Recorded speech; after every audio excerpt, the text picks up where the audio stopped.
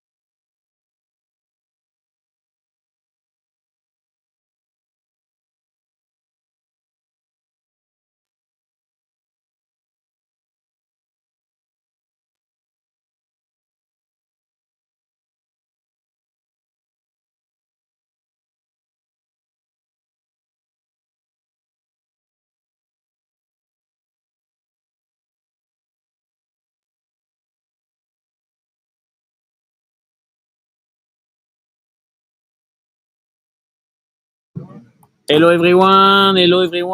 Welcome back to the Azul Freediving Challenge. Really sorry for this cut. We unfortunately lost the connection, but we are back on. We've been missing, unfortunately, the dive of Niamh Guilford from Ireland. She just did a dive, a CNF dive to 35 meters, and she got a white card. So, sorry. Point with that now, obviously. Why?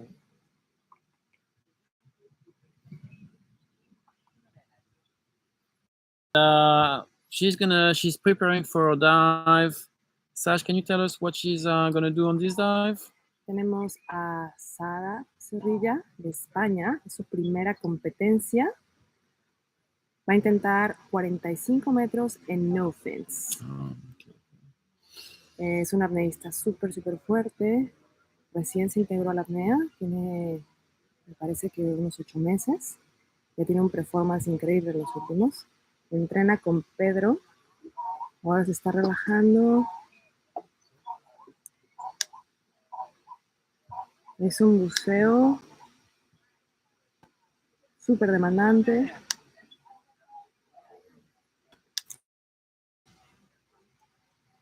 Bien.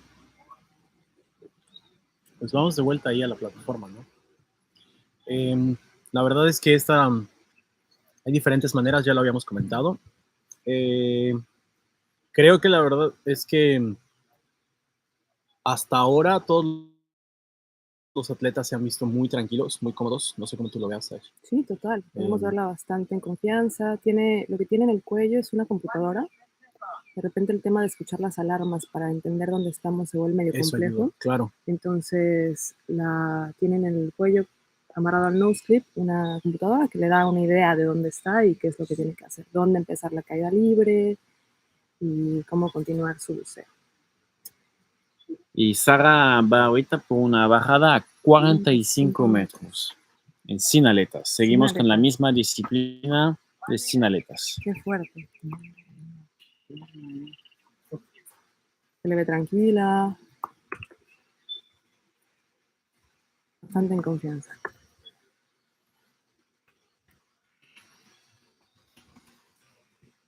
Definitivamente para mí es una de las disciplinas que me cuesta mucho trabajo agarrarles cariño, ¿no?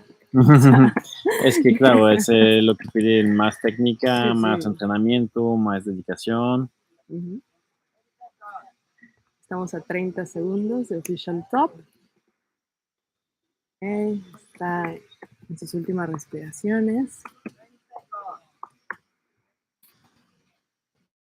20 segundos.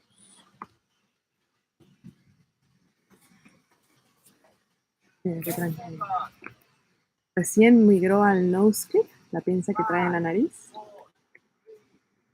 Una respiración profunda. Official top. Y listo. Bueno, ahora está tomando un poco más de tiempo. A veces es importante mencionar que también cuando hacen el official top, todavía existe un tiempo extra para tomar una respiración y prepararse. Y ahí va. Qué bonito, doctor. Vamos a cambiar ahora, vamos a ver qué tal. Ahí está pues un poquito más oscuro porque estamos más profundo. En unos segundos vamos a ver el buzo llegar en la bajada. Después She's de been 40 down for 30 seconds already.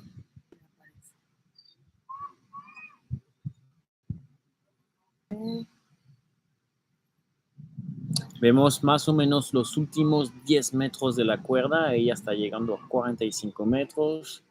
Ella está nadando y entrando más o menos en la caída libre. Sí, podemos apreciar que lleva patada un poco para Está haciendo impulsarse. bastante esfuerzo para llegar aquí. Agarrando el tag. Ya lo tiene. Y vamos por arriba. Ya está empezando a nadar por arriba. Los safeties van. Bien, se ve Ahí se ve bastante, fuerte. se Mucha ve fuerza en esa. contra la luz, la vemos muy bien, nadar por Sí. arriba. En unos segundos va a llegar a la superficie. Una brazada completa, profunda. Bien, vamos a cambiar. Sí, se ve bastante fuerte. Los safeties deben de estar cerca, podemos verlos aquí Sí, arriba se en la acercan. pantalla. Bien. En algunas ocasiones los safeties te dan idea de dónde estás por grouper call. The grouper code, I don't know if you're aware, but it's been officially forbidden by Aida now. Oh, We cannot do the grouper code anymore to the athletes I didn't know. simply because it's considered as helping the divers. I personally been a safety in many events, and I always been complaining about this. I think if we are not able to help them at the surface, we should not be able to help them underwater, and it's actually helping, you know, to be swimming. Ella, surface. Bien. Cerca. Here she is. Y podemos escuchar. Nose clip is out. Oh, that's a good protocol. Wow. Very clean. Bien, Limpio. The safety, the judge gonna ask for a tag. We know she has a tag. We saw it, and that looks pretty good to me. Let's see what's gonna be the decision of the judges. A ver cuál es la decisión de los jueces. Perdón, estamos haciendo mezclas de idiomas. Y es una tarjeta blanca para Sara. Muchas Felicidades. Qué bueno. Pues ya tuvimos 4 bajadas y 4 tarjetas blancas. Bien. La verdad es que sí, es increíble porque esto también apoya bastante a todos los atletas que todavía vienen, que apenas van a comenzar su prueba. Da un ambiente de seguridad, de calma, de confianza. El hecho de que todos comencemos con tarjeta blanca, que los atletas estén haciendo su mejor esfuerzo, pero también incluso al ambiente de la competencia, la verdad que nos da muchísima más tranquilidad, más emoción. It's, Y bueno, es muy real eso. Yo lo vi muchas veces cuando empieza con las tarjeta blanca. Es una serie de tarjeta blanca y desafortunadamente también el contrario. Cuando empieza las tarjetas rojas claro, o cambia. los blackouts afecta mucho. Obviamente, porque cuando estás mirando a tu compañero que se desmaya o que falla su bajada y tú eres el siguiente, Claro, pues te afecta un poquito. sí, definitivamente. Y por eso, por lo general, recomiendo también a los atletas del primer día de hacer algo que se sienten cómodos, mínimo para conseguir la tarjeta blanca y empezar esta competencia con confianza y a lo mejor en el segundo y el tercer día empujar un poquito más. Claro, y al final todos los atletas han hecho estas profundidades, quizás en entrenamientos, quizás en algunas otras competiciones, pero pues bueno, evidentemente, como lo mencionas, el hecho de que vayan empujando un poco más a profundidad les puede dar esa ventana y ampliar esa ventana de confianza como para empezar en una ventana o en una zona, quizás llamémoslo una zona de confort, y de ahí poder empezar a extendernos poco a poco a una marca personal, ¿no? Totalmente. Personal best. Sash, who's the next diver? What's coming? I think we're gonna have to change language. We're gonna go to English. English, let's go. Our next diver is Lauren Spike from USA. He's gonna do a 53-meter CNF dive.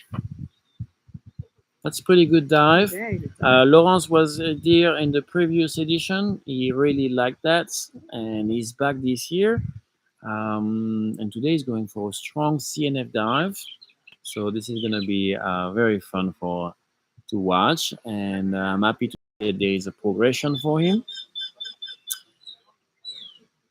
He was here in the last edition, correct? Yes, he was here in the last edition, and he did.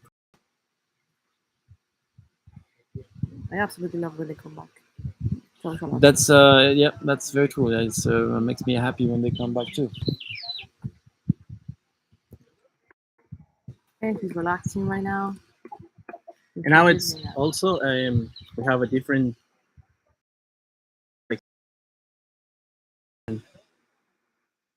compare with the others, so we can see how he's relaxing. My opinion, at least for me, I feel more comfortable doing that. Yeah, every laying down. Yeah, Laying down is nice. You feel more almost like you're gonna fall asleep. Yeah. Especially in a cenote like here where there is no waves and no current, it's very comfortable. To me, the only downside of this is that you actually have to turn around to start your dive, and you have a little bit of sun on your face. But the relaxation is really nice. This is Rodrigo, Chief of Safety. He's smiling. If he's smiling, there you go. I'm good. That's what I want from him. We do want to see Rodrigo smiling. Absolutely.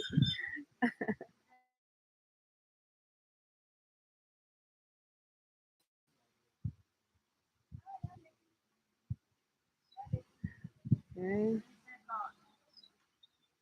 He's preparing. That's the moment where you hear the countdown and you're telling yourself, "Oh, I'm relaxed. I'm relaxed." But obviously, when you hear the countdown, it's always a little bit hard to relax. Official top. He's filling up his belly and his chest, taking as much air as possible. He's packing right now, turning around, and here he goes. Beautiful dog dive. Good duck dive, efficient. It's important to have a good duck dive to get out of the floating zone, to not be fighting with the water,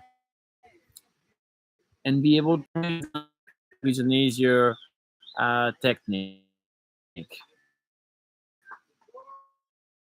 Now we're gonna switch to the underwater camera, and we're gonna see Lawrence arriving. Hopefully, he's gonna get all the way to the bottom, and we're gonna see him catching this tag.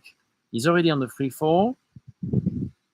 I think it's a very good dive time, quite fast, beautiful free fall. No fighting. You can see the difference between the previous diver that was still moving. Oh, that's very good. Nice turn. Nice pull. Wow. And here we go, swimming back to the surface. Congratulations, Lawrence. Very nice. So this is half of the job. Sometimes we always think, okay, he needs to get to the bottom. This is hard. Yeah, you're enjoying your dive. You need to equalize, obviously. but you don't feel the urge of breathing. On the way up, obviously, it's a little bit more physical. You have to make the effort to swim back to the surface. Contemplating the fact also that fresh water is a little bit more difficult. Yes, that's very correct. In the fresh water, you're a little bit less buoyant, so it makes a difference. We can see the safety arriving here. It's far from us, and we are at 53 meters on this shot. Okay. And he's getting strong. I'm confident he's going to do this.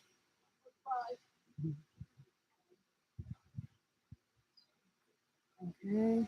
Approaching. Approaching, the safety is going away to make sure he's not going to be on the way. Here it is. Catch the line. Breathe. He's looking for the judges. Removing his nose clip. Sign.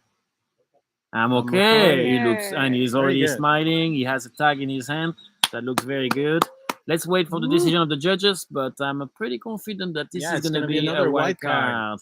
He has a big smile. That's lovely. That's what we want to see, smiles. That's the decision of the judge, and it is a white card. There you go. Congratulations, Lawrence. 65. Next diver is going to go down to 65 meters. We're starting about it. Our next Sean Parrot from USA. Sean is very used to the Azul Freediving Challenge. What I like is that he's still using the same profile picture since the beginning. Yes. An amazing mermaid pictures. The merman. Okay. So Sean Parrot is an American freediver, but he's located in Tulum. He's teaching with Mathieu at Center Freediving School. And he's also been the winner of the Azul Freediving Challenge, I think twice, if I remember. He's a complete diver. He's good in all the disciplines. And he's a great teacher. On top of that, he's a very funny and nice person. So let's all put all our positive energy for Sean to do this dive. I'm not sure if he done this depth before, but it's definitely a challenging dive. Huh? Absolutely. 65 meters is Has been really constant progress. lots of training. It Very takes committed. it takes the time to train.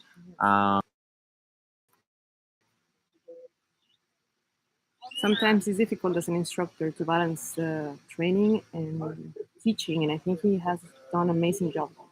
Very difficult. I personally, since I've been teaching, I'm having a hard time to actually train for myself.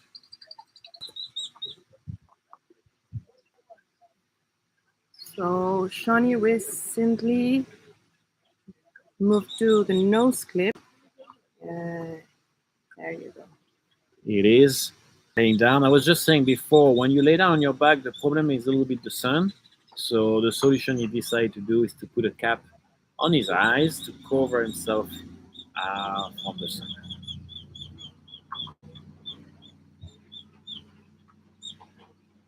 I think you see, Julian, that like most men have to use a floating device in the legs, and female athletes float. So, at least in my experience, I always have issues with my buoyancy. Yeah, for sure. The body, everybody have a different physiology, and it affects on the buoyancy. What affects also on the buoyancy is obviously the wetsuit that you're wearing. That's why deep freedivers usually prefer to wear a small wetsuit to not have too much buoyancy change. And also here it's salt water, so we are a little bit more negative. We barely have to use weights to be able to go down. Adrian, can you remind us what depths usually we try to set up our buoyancy? How does it work? To set up the buoyancy. Interesting question, Julian. No, I mean what depths you would try to be neutral and. Obviously, constant weight. It's important to set. But a specific constant weight 5 fins, and also constant weight no fins, because as you already said, it's the purest discipline for free diving. So it's important to consider all the things by also buoyancy. If it's fresh water, if it's salt water, we already talked, or at least we already mentioned that. But yeah, definitely. So what do you think? What do you think is neutral buoyancy is? When is it floating? When is it going to be sinking? Or what's the Neutral idea? buoyancy basically is when you are in a point when you don't sink and you don't float, and at some point you set specifically your buoyancy depending on the conditions and depending on the water conditions. Uh, it could be, yeah, depends on the fresh water. And how thick the wetsuit is. So I Also, think, yeah. Okay.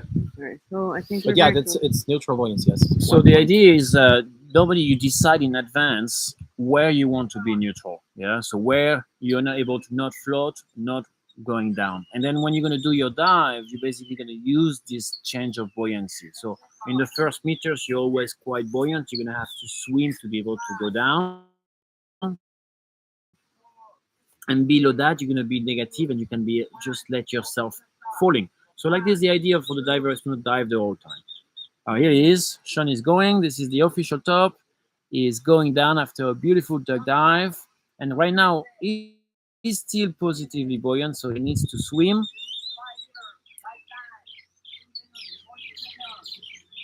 And this is Sean Parrott. You can hear the crowd for him. Sean Parrott from the USA is a male, and he's doing a 65-meter dive in CNF. We expect a dive time of 2 minutes and 40 seconds. So, guys, I don't know if you're at home. Try to hold your breath for 2 minutes and 40 seconds. You will see. Without moving, it's already not so easy. So imagine if you're doing it swimming the whole time. It's getting darker and darker. Yes, the cenote is definitely getting darker. But I can already see Sean on his way down.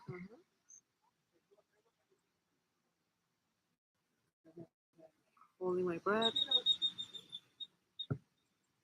He's already there. And very quick. Touchdown. A minute dive. Grab the tag. Hold for coming back. And as you already mentioned, it's important to hold at least, because at that point we are negative buoyant. So yeah, that's what we were saying before. Yep. No? So the first 10, 15 meters, he really needs to swim against this positive buoyancy. Then you become neutral. You're going to swim a little bit more. And from there, you're going to get rid of, you're going to. It's already at 1 minute and 40 seconds. Sean is going to be there in a few seconds, arriving to the surface. The judge of his hand. Judge is checking. 2 minutes. He's giving space for the coming back.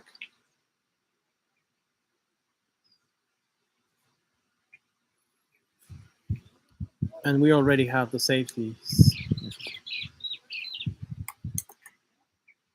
Okay. We're almost there at the surface. Almost there, eh? It looks like when we were looking at him before, we thought he was already there, but it's a long way. It is. So that's quick. Removing his thing. No slip. Good. Sign. I'm okay. The judge probably going to be a little bit tricky on this. He looks a little bit tired after the protocol. So his man moving. Let's see what's going to be the decision of the judges. He has a tag. I guess he has a tag.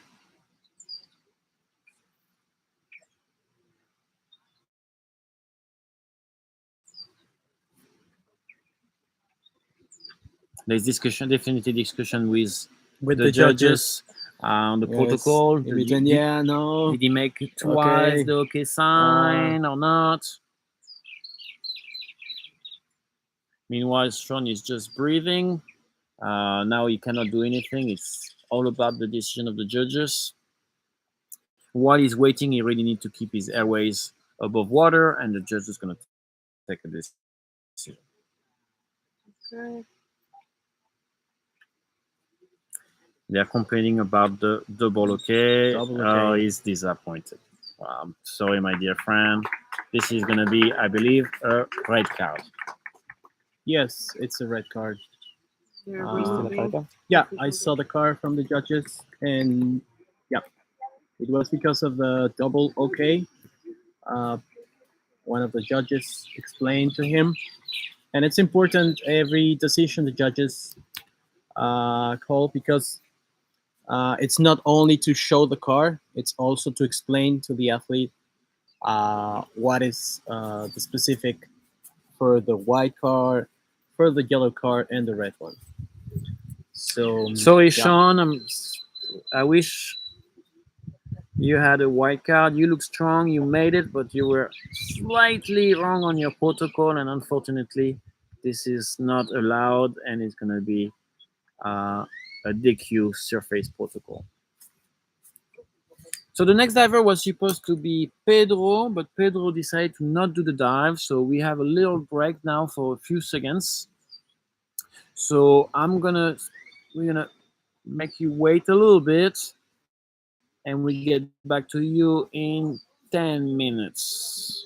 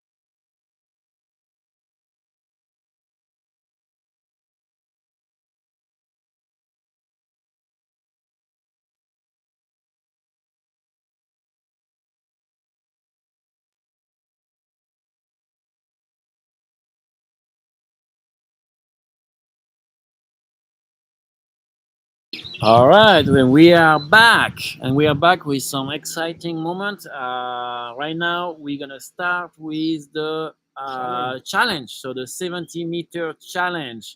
So this little special feature that we are doing. This is we're gonna follow the rules of Aida, but this is clearly not a discipline from Aida. This is a specific things from Azul Freediving Challenge. So we decided to create that discipline for the deep divers, for them to come here and have some fun. And thanks to our sponsor Depth Wish, we're gonna be able to offer $1,000 prize to the winners of this discipline. So how does it work? The idea of the 70-meter challenge is we set up the line at 70 meters. The athlete can use the technique of his choice, and he needs to do a dive where he can respect all the rules of his discipline, and he needs to do it in the time that he actually announced. So the next diver, for example, is going to be Chris McKay. He announced a time of 2 minutes and 42 seconds. So if he wants to win this challenge, he needs to do this dive in exactly 2 minutes and 42 seconds. So let's see if he got that. And I'm really excited. So please, everyone, grab your stopwatch because we're going to follow that and we're going to try to see if they're actually able to match this time. If it's 1 second less or 1 second more, it's not going to be accepted.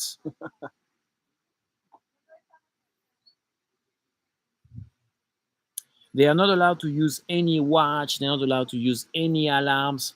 Nothing like that.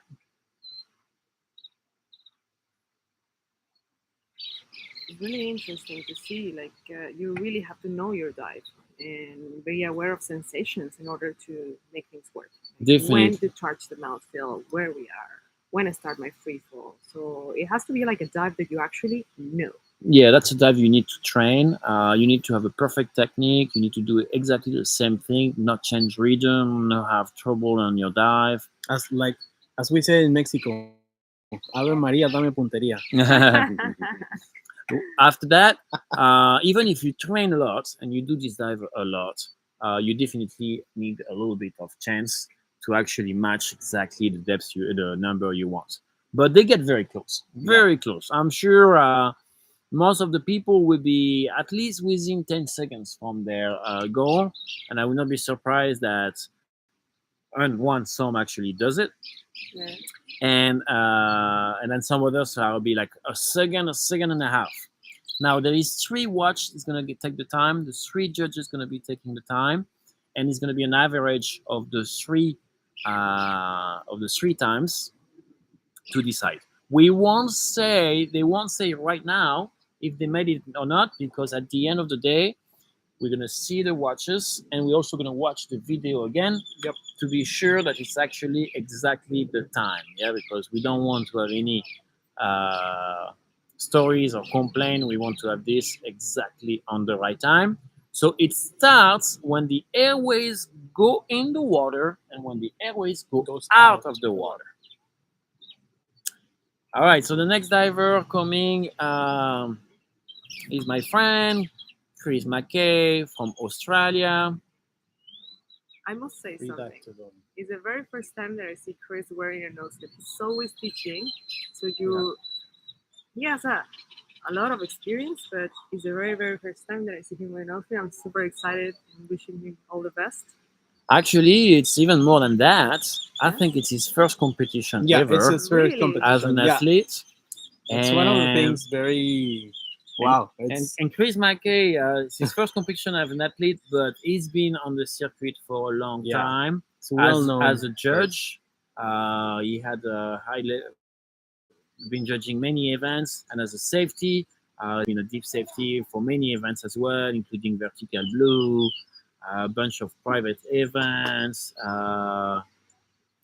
In Bonaire, in Roatan, in so many places. So he's a very involved and dedicated instructor, and he's been doing a lot for the safety.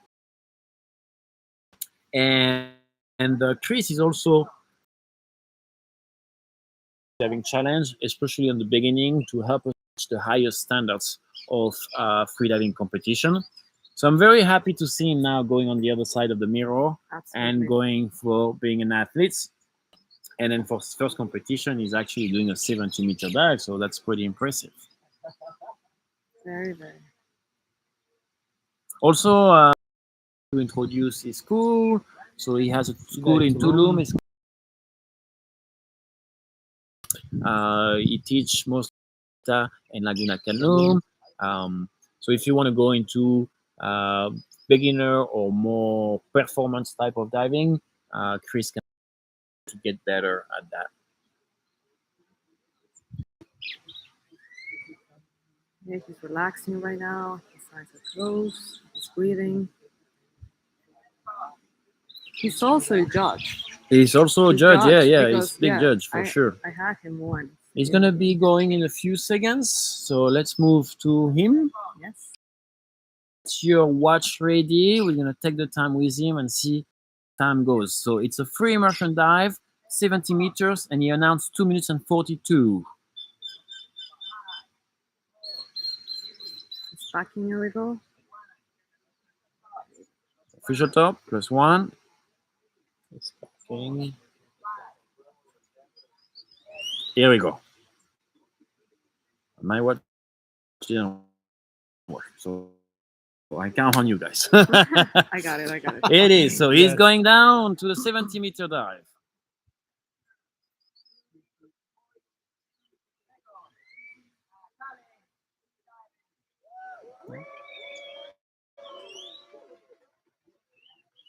Oh my God, so much emotion. Let's see who's going to be able to get this challenge. 70-meter dive. Okay.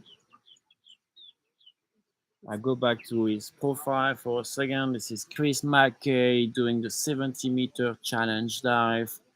And he's going to try to do a 2 minutes and 42 seconds. Okay. He's still pulling. Still pulling. Let's see the watch. Let's put the watch on. All right, 1 minute. It is. You can see him at the bottom. He's gonna arrive in a few seconds. It is. So it's 70 meters, so it's pretty dark, but he's right there. Huh? You can see getting close. Our videographer has been drinking. Forgive him. It is so close.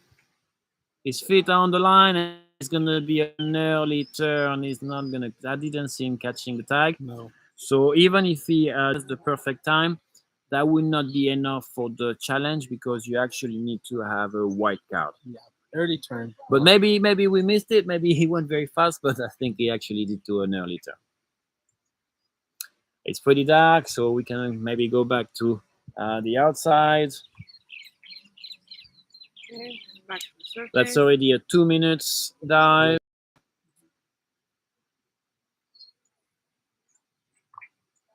He's pulling. 2 minutes and 10 seconds. The safety team must be with him right now. Nicely pulling. 220.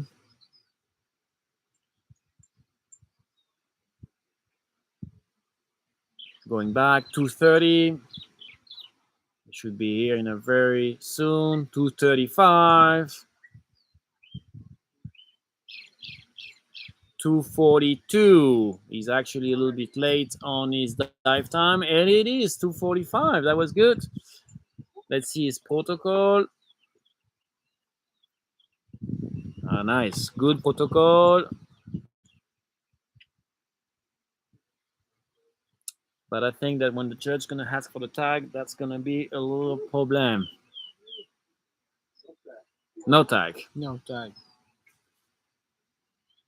He's checking the official gate. So on the official gauge, there is no alarms, nothing like that. Huh? And it's so dark in there that you can't actually really see it. Very good. Very good job.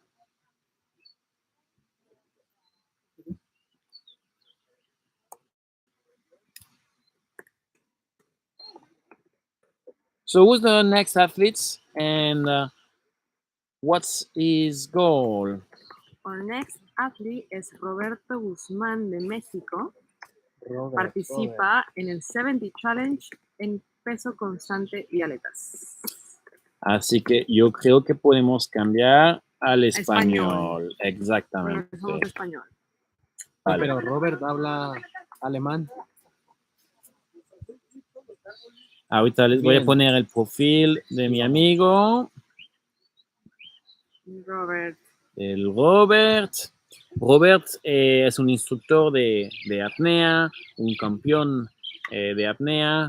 Él estuvo parte del equipo de Pranamaya por varios años y ahorita pues tiene su propia escuela que se llama GM Freediving.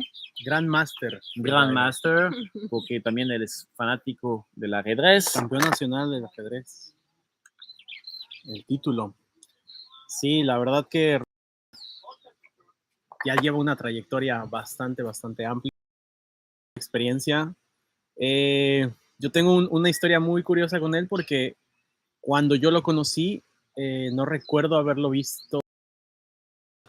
Y él me dijo, tú me diste el primer curso de Aida 2. Y yo, ¿en serio? Sí, tú fuiste mi instructor. Y yo, ok, pues mucho gusto, Robert. Ajá, No qué me loco. acuerdo de tu cara. Pues mira, sí, probablemente Y tu mira, mejor ahora- alumno que es.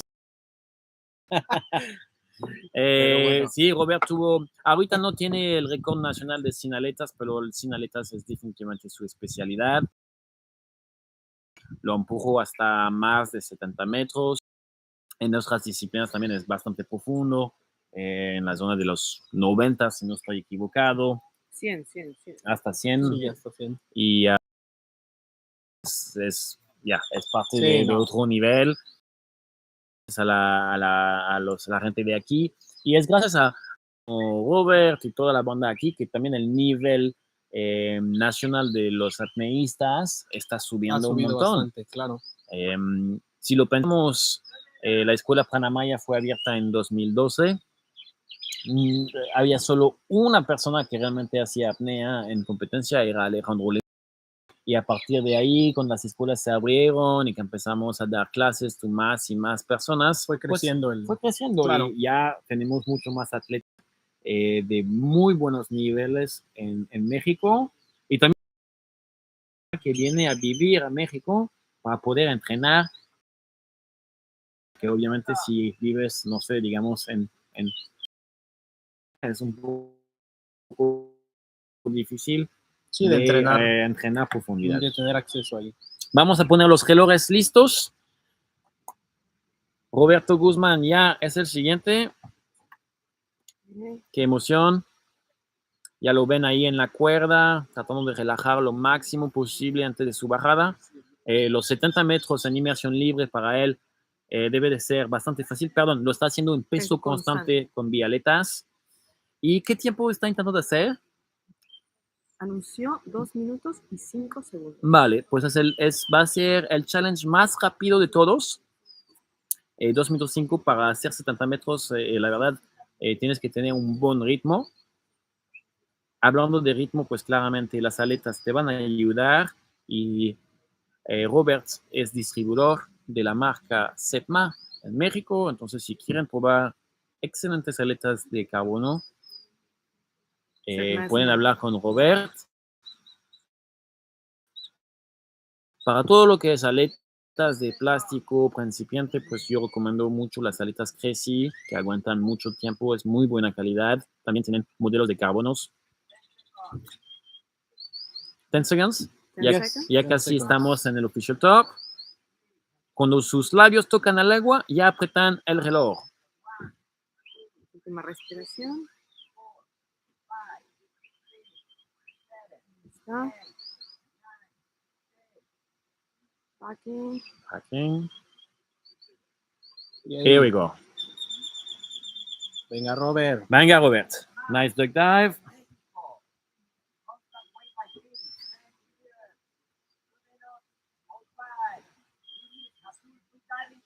Eso. Roberto Guzmán, hombre mexicano, va a bajar en peso constante sin aletas a 70 metros, intentando el Azul Freediving Challenge, el 70 metros Challenge, y lo trata de hacer en 2 minutos y 5 segundos.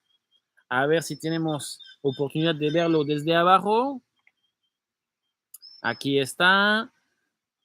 Sí, es oscuro, lo sé. Estamos en gran profundidad. Si se fijaron, Robert tenía una lámpara sujeta a la cabeza.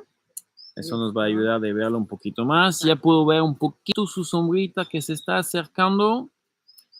Ahí. Más y más cerca. Vamos, el Robert. ¿En qué tiempo estamos? 1 minuto 8 segundos. 1 minuto 8 segundos. Va a tener que subir bastante rápido si quiere alcanzar su objetivo. Ya llegó. Touchdown. Here we go. And he's going up. Viene de vuelta. Let's put the watch on the camera. Remember, it's going to do it in 0.8 seconds. So, en 38 segundos debería de estar. Okay. 20 segundos. Okay. A ver, vamos a poner la cámara a la superficie. 1.50.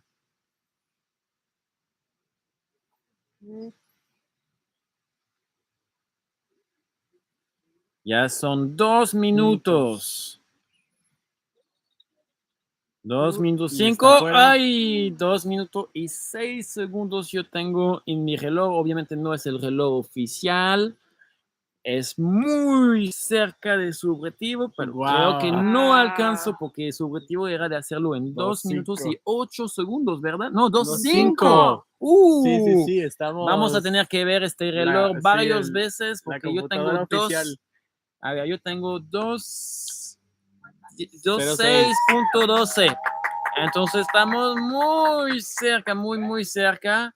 A ver cómo salen los jueces. Tarjeta blanca. Wow, qué emoción. Bien. Ahorita vamos a ver. Ya él sabe que está muy cerca. Prueba válida, sí, se ve esa sonrisa. Estoy bastante seguro que va a mirar el video varias veces también para saber si alcanzó o no, o si son unos medio segundo más. Ay, qué emoción, qué emoción. Estuve entrenando hace un par de semanas con Robert y justo estuvimos grabando con una GoPro en superficie y debo decir que tenía bastantes... ¿Bastante cerca? Ajá.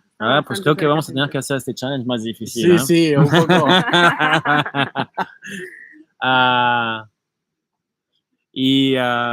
Perfecto, pues excelente. Estoy muy emocionado. Vamos a ver este video otra vez. Le vamos a comentar esta noche en los resultados si alcanzó a ganar este challenge. Acuérdense que si varias personas están capaces de hacer el challenge, lo vamos a compartir la ganancia.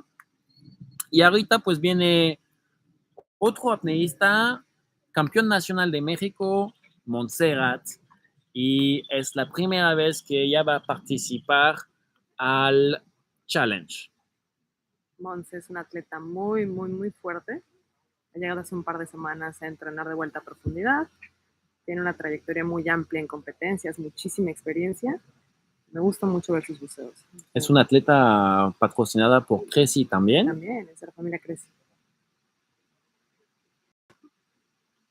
Trae un traje de 1.5 de Cressy. Ese traje me gusta. Sí. Sí, es muy flexible. Entonces, también comparto afinidad por ese traje. Está revisando. Entonces, hoy está haciendo el challenge. Sí. Este money prize, y yo creo que en los próximos días luego se va a enfocar más bien quizás en ir más profundo a ver si puede tener un récord nacional más. Monse se caracteriza por buceos largos. Eso es muy cierto. Mucha paciencia. Me gustan mucho sus buceos. Entonces, ella anunció para el 70 Challenge 2 minutos con 28 segundos, mismo en peso.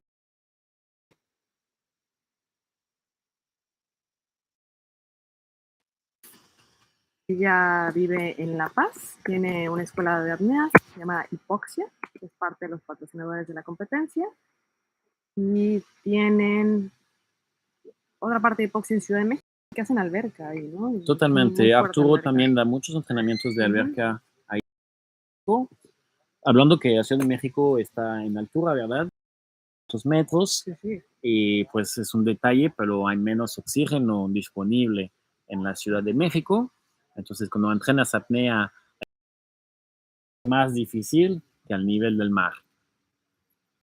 Ha desarrollado también atletas fuertes. Hace no mucho estuvieron en una competencia en alberca y trajo también a su equipo y hizo un performance bastante bueno. Entonces, se ha vuelto en esta parte de la comunidad que desarrolla a otras personas. Entonces, está padrísimo cómo, ¿no? Montserrat siempre está apoyando la competencia de México. Casi siempre está, va a las competencias de alberca, va a las competencias de profundidad. Siempre, siempre está. Nuestro compañero Tanner, siento, pero voy a cambiar un poquito al inglés y voy a decir. So my dear friend Tanner is right here. He's the patrocinador, the official sponsor of the competition of the depth, sorry, of the 70-meter challenge. So Mr. Tanner from Depthwish. Hey guys, Tanner, Welcome with us. We already had 2 people trying the challenge. The first one was Chris. He did an early turn, so it's not going to be Okay. with him. El luego after that was Roberto Guzman, and I think that's very close. He announced 2:05. I timed it myself at 2:06.12. Oh, getting So there. you're getting there. So I think we're going to have to watch the video a few times to see if it's actually the right time or not. And now it's coming Montserrat from Mexico, and she's going to be the next one to do this dive. And that's what's crazy about the challenge is, it takes so much to know your body, your past dives, the mental preparation and everything else. It's really sorry, I'm true. cutting you. It's Oh, the yeah. official top. We Here you go. I'm go, starting and there the you go. watch. Let's see what it goes. So yes, like you said, it's you need to train a lot, practice this dive over and over to make sure it actually works.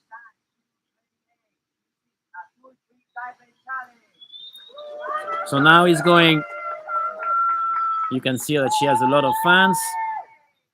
So this is Montserrat Pert from Mexico, and she's going to do the challenge in a constant weight by fins. So 70 meters. Remember, she needs a white card to make this dive. And the dive time she's trying to do is 2:28. All right. 2:28. We're going to switch to the underwater camera. Ahí lo dejamos. And we're going to see her arriving. She's the only female doing the challenge. Es la única mujer que está haciendo el challenge. Así que vamos a ver cómo le va.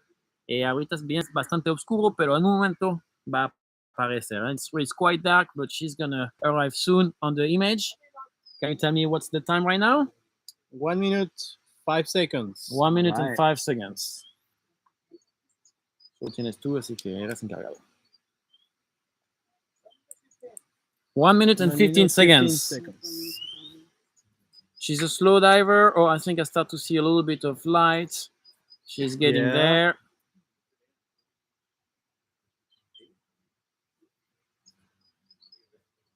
Coming in. And touchdown. Here she is. And that's it. And coming up.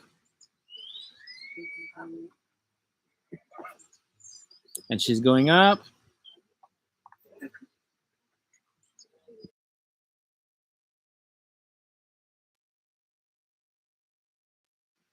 All right, so now she's on the way up. You can see the safety diver going down. What do you think, Tanner? Is she going to do this dive? She's a strong diver, and she's got a history of being on target. So I think she's got a really good shot at it. Yeah. What's the time? Tell us, buddy. 2 minutes, 12 seconds. Gonna have to try it again, I guess. Tanner, because of the money, huh? Because of the wallet, it was like, I love it. No, I think it's great, I guess she's gonna have to admit that she's slower than she wants to. It's very often that she tells us the time, and she actually dives longer than that. Here she is. out. Protocol looks pretty good. Nice and quick.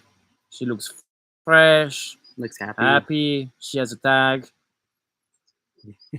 That's gonna be a white card for her. Always a great smile.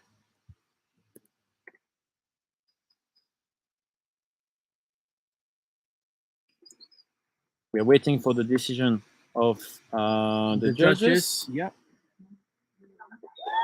And it's a And white card. Tarjeta blanca. It's Bien. a white card, but I'm pretty confident that the timing will not be correct and not enough for winning the challenge. Now, even if she doesn't actually win the challenge, the 70-meter dive is going to be part of the ranking, and it doesn't count for nothing. So she actually proved more experience to the Aida website. Thank you, Monse. Now comes our friend Max Gardien from France.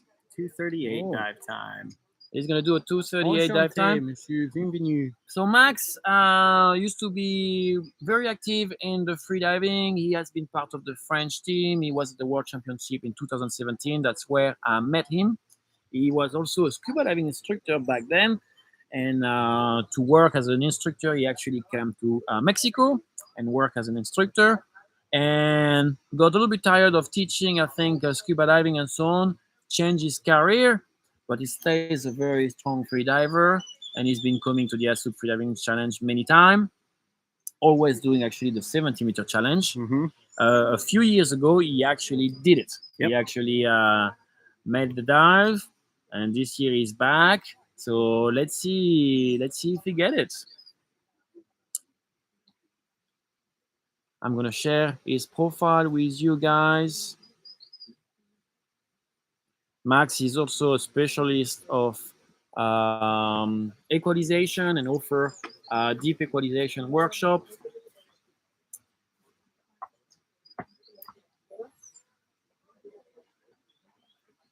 One thing too that I think is really cool about the challenge and can be difficult at sometimes is the amount of trust that you have to have, in yourself, not thinking or overthinking things and, repeating these dives over and over to be able to hit them and know where you're at in every little bit of the dive, which I think is awesome. Yes, I can't remember who was telling me that, but he was like, I think it's actually Max. He was doing good, and he was like, oh, I think I'm a little bit faster than usual, and decided to slow down and arrive 2 seconds late. Yeah. So probably over his routine, making the dive, he decided to slow down on his ascent. Definitely affected. Also, there is a lot of people deciding to do the free immersion for the. I understand why, because free immersion is probably a little bit easier to get to those depths. But I think it's going to be harder to have a constant speed in free immersion, because if you train on the platform or in a buoy, the impact of the line will change. The platform, it will probably affect a little bit. So I think the best way to do it is really constant weight. I think Robert had a smart move here, because if you do it constant weight, it doesn't matter the line, the bouncing at the surface, and I think it's probably a little bit easier to match dive time. One time before the official top. So I don't know if you can see that Max is actually probably the only guy in the challenge that actually does the dive with a mask on. I haven't seen Pepe around. I don't know if he's going to be.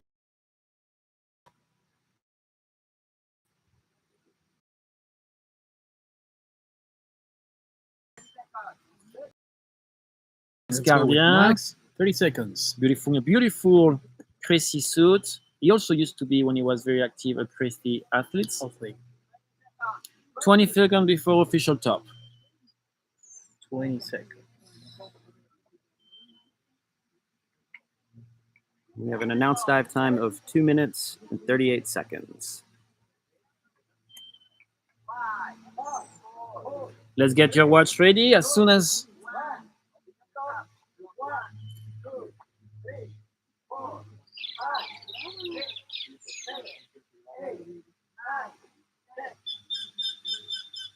Here we go. Backing. Airways. Here we go. We're off. Here we go. Let's see how it goes. I'm going to put you a little bit the watch for you to see the dive time and put a little bit more stress on everything. So 20 seconds going. I'm confident. I think Max will be very close or maybe getting this. He's been training. He wants that. He's got a history of being almost right on target. Oh yeah, and he wants this. He's a gamer. He like this. We're gonna switch to the underwater camera. No, we won't switch to underwater camera. We don't have it for the moment. So we're gonna keep an eye on this clock. And the platforms. And this is already a 1 minute dive time. Tano, can you remind us what's the announce? It's 2 minutes and 38 seconds for Max. 2 minutes and 38 seconds. Still waiting for touchdown. 1 minute and 15 seconds. Touchdown is coming back up.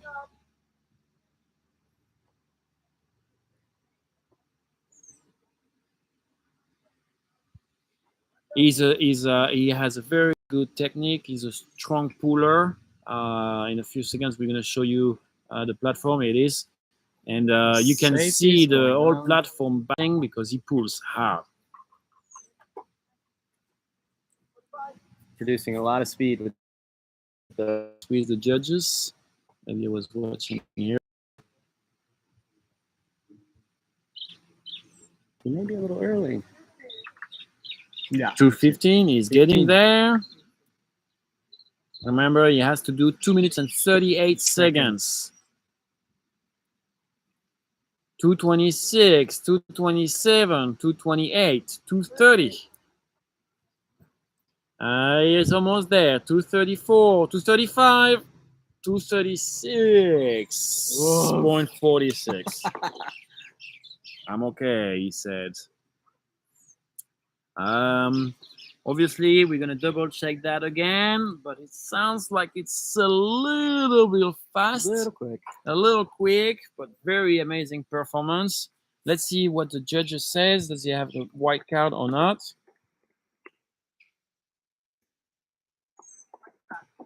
There's a white card. White card for him.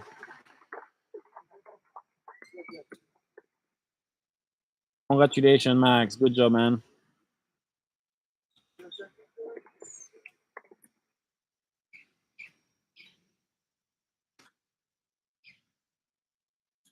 All right, we are not done yet with the challenge. We're going to have another challenge coming soon. He's also somebody who's done it before. We probably already know him. We have our dear friend Pepe Salcedo that is going to come and do the next dive. I'm going to show you his profile for the one that doesn't know Pepe. So Pepe Salcedo is a freediving athlete. He has some national records, if I remember well. He has the monofin national, bifins national record. He has amazing progression. He's a 100-meter diver, so clearly a very strong diver. And this challenge is a comfort zone for him. I mean, he knows these depths very well, and so it's only about the precision and see if he can actually match the dive time. On top of being an athlete, he's also the owner of the school Blackfin Freediving, located in Playa del Carmen. And they teach freediving around here, do some nice videos, and try to work on his community as well.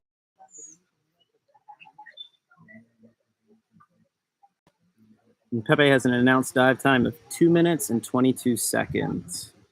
So for the last 4 editions, I think, he always been announcing the same dive time. Has he really? Yeah, 2 minutes 22. It's his luck. Okay. He actually did as well on the challenge a few editions ago, and he did it with the 2:22. So he just wants to go with that. As I like to say, don't fix it if it ain't broke. Exactly. He's going free immersion, right? Yep. Okay. So, Tanya, can you tell us why Depswish decided to get involved in challenge? What was the appeal for you? Yeah, you know, for me and for our school, the challenge is just it's a completely different take on the sport. Really having the ability to know your body and know your strengths, and it's a it's a really unique way of combining both of the you know, the competitive disciplines as well as kind of some a new take on the sport, which I think is really neat. And I think it's really cool too that it gives athletes of a higher caliber the chance to win some money, you know, which is really nice. I mean, those guys, they train so hard, So hard. so they deserve They something, deserve isn't it? Yeah. And I think if I'm not mistaken, does the pot get bigger each year if it doesn't get Yeah, won? but you know, Robert was very close. I see all those guys close. So apparently the pot I'm is starting doubting that we'll put for the next edition, but we will see. Yeah, and I think it's fun. You know, I think the challenge is a lot of fun, and it gives some of these athletes just something other to focus on rather than just depth and you know, trying to get better. They can kind of slow up, have fun, and try something new. Which, you know, to me and to our school, you know, depth first freediving, it's all about fun and enjoying every meter. And you know, I think this is a great way to implement that. For sure. And it also gives a chance to have the best athletes coming to our competition and share their experience to newcomers, Yeah. you know. And when we designed the Azul Freediving Challenge, that was really a dilemma for me. I was like, I want this competition to be for new people, but I don't want to be also like, oh, no, sorry, you're too strong, you're not welcome. Right.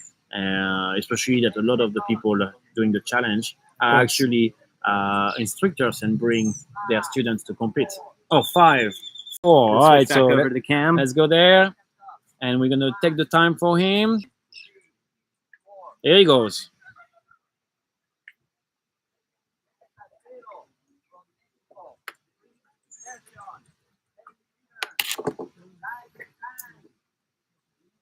All right, so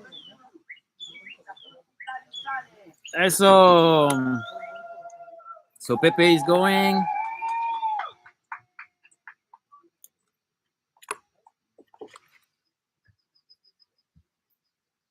Pepe is going for 70-meter challenge. He's gonna do it in free immersion, and the dive time he's planning to do is 2 minutes and 22 seconds. I'm giving you his profile quickly if you want to see a little bit the man again while he's underwater. We don't have the live stream for this dive, but we're probably gonna, I mean, for the underwater, but we're gonna have it back in a few dives for sure. What's the dive time, my friend? It is 2 minutes 22 seconds is the announced time. We are at 1:08. 1:08, 10 seconds. It's definitely coming. He's already going up. He reached the bottom, 1 minute and 15 seconds.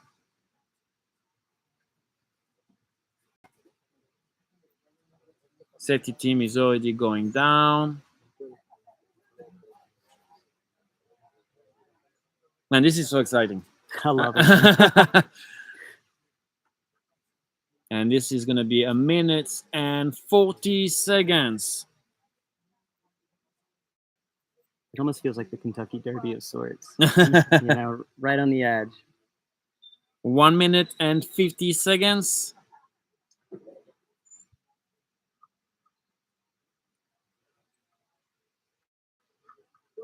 And this is 2 minutes.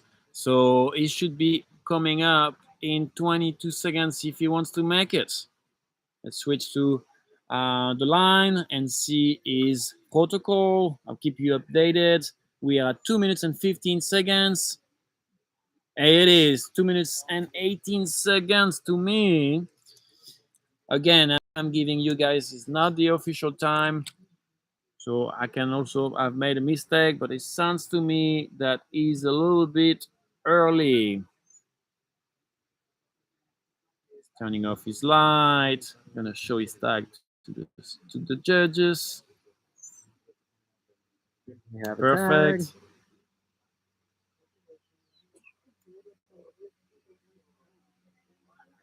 All right. He had his little burp. Nice one. Pepe always burp after his dive. Usually it comes from the air going into your stomach during dive, and when you go up, it expands, and then obviously you have to get rid of it. All right, that was really good, though. Thank you, Pepe, for this beautiful dive. And the following diver is my dear friend Stefano, Italian guy. And I'm very happy that he's here because he's always been a strong free diver. He's part of the community. He lives around here, but he actually never joined the competition because he was not feeling ready or he didn't want to have the competitive mind. But this year he prepared for the challenge and he was like, oh, well, there's $1,000 to win there. Might as well try. Yeah, why not? And so he's been preparing. He told me he has a hard time to have a constant time on his dive. But like I said at the beginning, there is also a part of chance. Yeah, so if you get a little bit lucky, he might get it.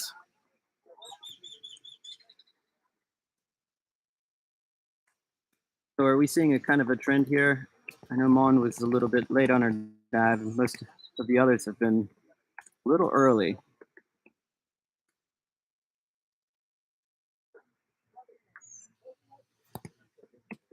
And the countdown starts in 2 minutes. Show the profile. So people are asking me about the dive time. Like I said, I don't have the official time, but what I noticed for now is that so first of all, Chris had a yellow card, so that's not gonna be for him. After that was Roberto.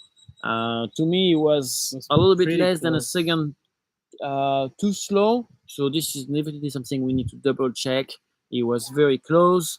After that went Montserrat. Montserrat was definitely too slow. I don't think she's close. Max Gardien seems to be slightly fast, but same. I think we need to look again because it's we're talking about a second and a half. Pepe Salcedo, same thing. Looks like he was a little bit fast, maybe 2 or 3 seconds fast. And now comes Stefano Megali from Italy, and he's gonna try to do the 70-meter challenge in 2 minutes and 33 seconds. And let me share the profile with you. And this is gonna be the last dive of the first block. After that, we're gonna have a little break for the safety team to have a little bit of water, a little bit of food, change the batteries of cameras, and then after that, we're gonna change discipline and we're gonna start all the constant weight.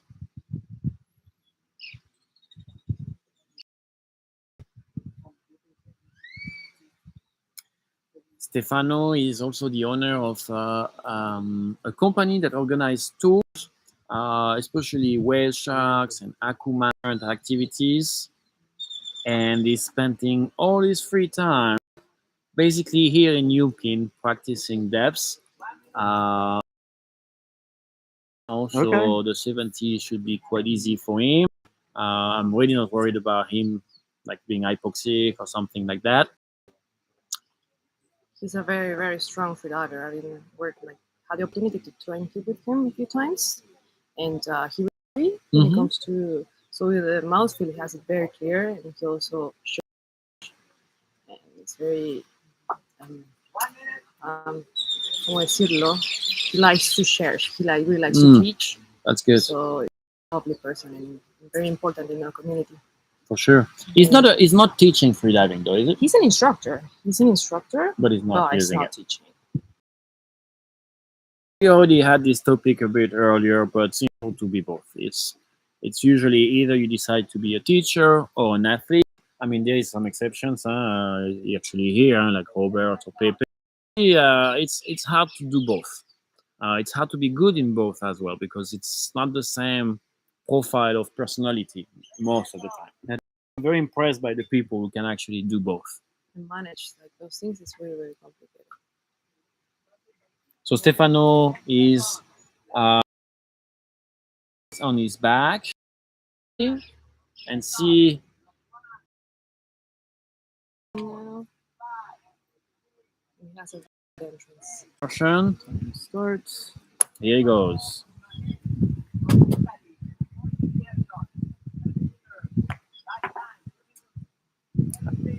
All right, so this is Stefano Magheli from Italy. You can hear the people cheering for him. Lots of fans. Lots of fans, muchos aficionados. And he's going for a free immersion dive, 70 meters. Dive time is 2 minutes and 33 seconds. Trying to do the challenge for the first time. Let's see if he gets it. I'm going to switch to us and I'm going to show you the watch. Like this, you guys can follow with us this dive time. I absolutely love the description that he put in his profile picture. What was it? I never grab a tag in my life. So yeah, it's his first competition, so he's gonna grab a tag for the first time. It's I the mean, first this time time for everything. This time, if he wants to have the challenge, he needs to have a tag. That's already a 1 minute dive. I'm expecting him to arrive in 15-20 seconds to the bottom.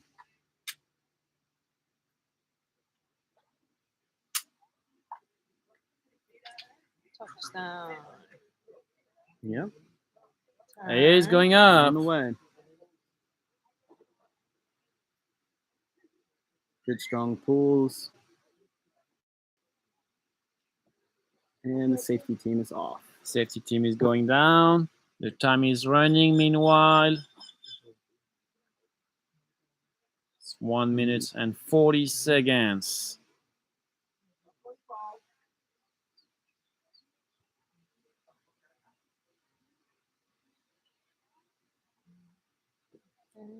Let's see how we go. We're gonna get it to 2 minutes. 2 minutes dive time. Very nice, consistent pace with the pulls. He's gonna get there very soon. I'm gonna switch to the water camera. I'm gonna tell you the time. We are at 2 minutes and 15 seconds. 2 minutes and 20 seconds. 2 minutes and 25 seconds.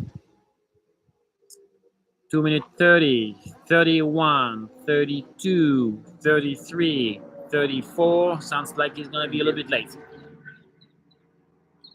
2 minutes and 40 seconds.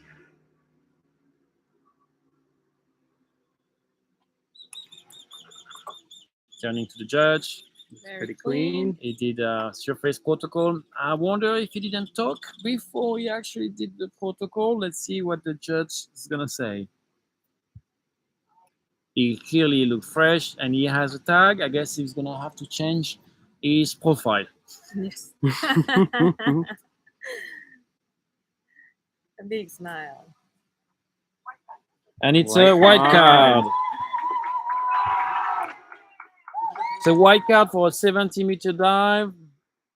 I don't want to sound bad, but I think he was actually a little bit late to be able to win this challenge.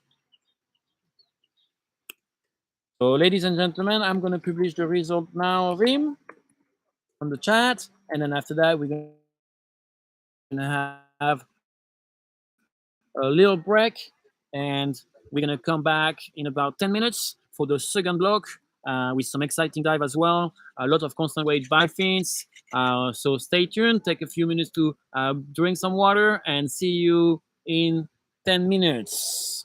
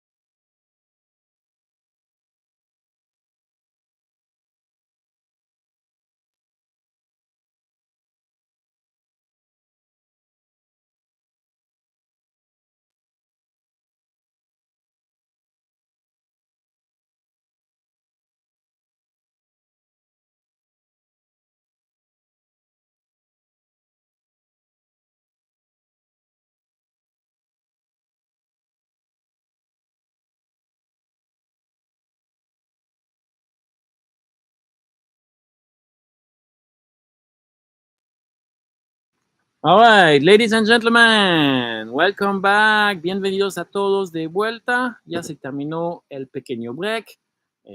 Todos descansaron, tomaron agua, cambiamos batería de cámara y vamos por la segunda parte del Azul Freediving Challenge. Ahorita vamos a enfocar en la parte del peso constante. Vamos a ir para el Free Immersion. ¿Va? Ahorita nos acompaña Wilbert, que acaba de competir, y pues me gustaría que nos digas un poco cómo te fue. Pues esta es mi primera competencia que hago. No, llevo como un año más o menos entrenando bien, ¿no? Estoy entrenando con Charlie ahí de Dharma Freediving en Yucatán. Ok. Y desde que entramos nos dijo, no, tienen que competir. y zonas. Y todos es nuestra primera competencia. Estar primero, y sí está muy bien. A pesar de que es una profundidad que ya había hecho, siempre estás como los nervios, ¿no? Claro. Pero pues todo salió bien, afortunadamente. ¿Tarjeta blanca? Sí, tarjeta blanca. Sí, qué bueno. Primera inmersión en competencia y tienes tarjeta blanca. Sí, perfecto. sí, estuvo ambicioso. Y de hecho choqué me pasé del plato. Y ahí como que después dudaron un poquito, pero bueno, al final tarjeta blanca. En realidad todos lo vimos, porque tú fuiste la primera persona a tener la cámara en vivo abajo del agua. Ah, súper, ok. Entonces luego mira otra vez el YouTube okay. Y ahí vas a salir. Ah, excelente, ok. Y eres oficialmente el primer apneísta a tener en vivo aquí en el cenote de Yunquín. Okay. Ya estás en la historia de Azul Freediving Challenge. Ahí está mi registro del golpe. ¿Y dónde entrenan ahí en Mérida? Entrenamos en un cenote que se llama Huitzán, que tiene como 45 metros. Y el cenote es azul y está súper claro. O sea, desde la superficie puedes ver las piedras del fondo. Lo conozco, está muy bonito. Entrenamos también en el Sabajá, para la competencia tuvimos entrenado para Sabajá. Se entrenan mucho más que todo en los cenotes. Similar a aquí, entonces. El Sabajá se parece mucho al Yunquín, o sea, prácticamente está igual. A mí me gustó más el Yunquín, porque puedes ver las paredes, ¿no? El Sabajá está muy, muy grande, pero nos sirvió para agarrar de callo. Claro, Sí. claro. ¿Y qué plan tienes por los próximos días? ¿Vas a seguir con la misma disciplina? ¿Vas a cambiar? Pues yo principalmente venía por el no fins, ¿no? Quería hacer 35 no fins. Las otras disciplinas no, o sea, como que no soy tan profundo, ¿no? Pero voy a anunciar igual, voy a hacer bifins y FIM. A ver ahorita cuánto. Qué bueno. Sabes que si quieres repetir, puedes repetir, no hay ningún problema con eso. Podría ser, sí, a lo mejor le puedo meter un metrillo. No, pero qué bueno. Pues muchísimas gracias por estar aquí. Perfecto. Esperemos que regresas pronto. Claro, y si Charlie quiere venir a hablar de su equipo también está más que sí, aquí, ahorita le digo que venga por acá. Excelente. Sí. Va, te voy a dejar porque en unos minutos viene el próximo atleta. Muy bien. Nos vemos. Sale, perfecto, nos vemos. Sale. Y ahorita pues y vamos para Vanessa, competidor, va a competir en la categoría de peso constante. Entonces ella tiene permitido de bajar haciendo monoaletas si le antoja, pero si esto se equivocado, se lo va a hacer con el bialetas de todas maneras y va a tratar de romper la marca nacional de Uruguay. Así que vamos, Vanessa, con esta nueva marca. Vanessa es una apneísta súper fuerte. Ella pasa mucho tiempo en las montañas. Sí, ella ha subido el Everest varias veces. Fue la primera uruguaya en hacerlo. Y se dedica también a organizar viajes así en todas las montañas del mundo.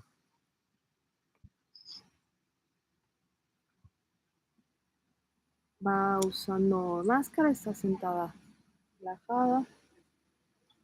Y la verdad que el progreso de Vanessa es increíble. También es una persona que justo entendió como este juego de la altura. Eso es el official top para Vanessa, ya hasta el punto de bajar. Hace una entrada.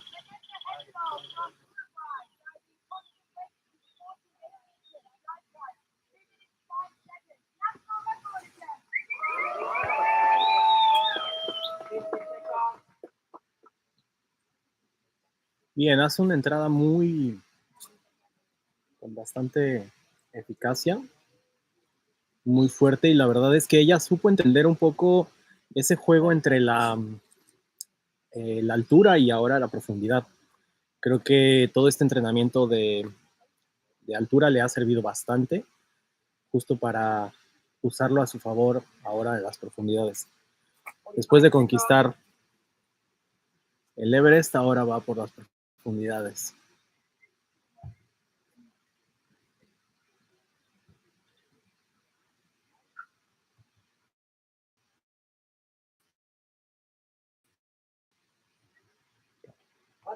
She's going up already. Primer safety. Safeties van para abajo.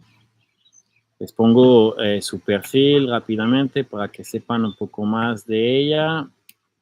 Antes que llegue a la superficie, va a salir en unos segundos.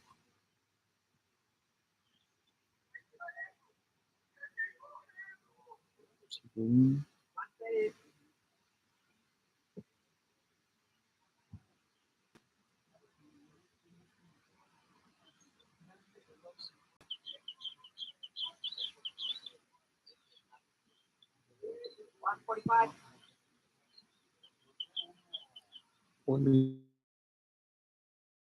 5 ya viene dando el ascenso.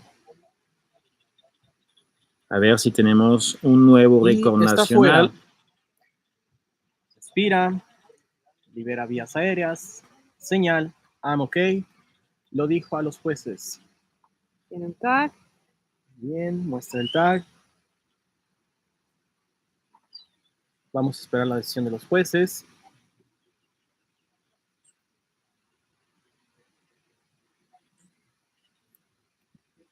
Ok. Y It is a tenemos white tarjeta card. blanca, white card. Congratulations, Vanessa. Felicidades. Ya tenemos un nuevo récord nacional en peso constante para Uruguay. Para Uruguay. Felicidades, Vanessa. Muy merecido. Y tienes razón, ella tuvo una progresión muy buena. Baja más y más profundo. Ya tiene más y más control de su ecualización. Así que pues Sí, estoy súper feliz por ella. Recientemente estuvieron en Bali. Hicieron ahí un entrenamiento.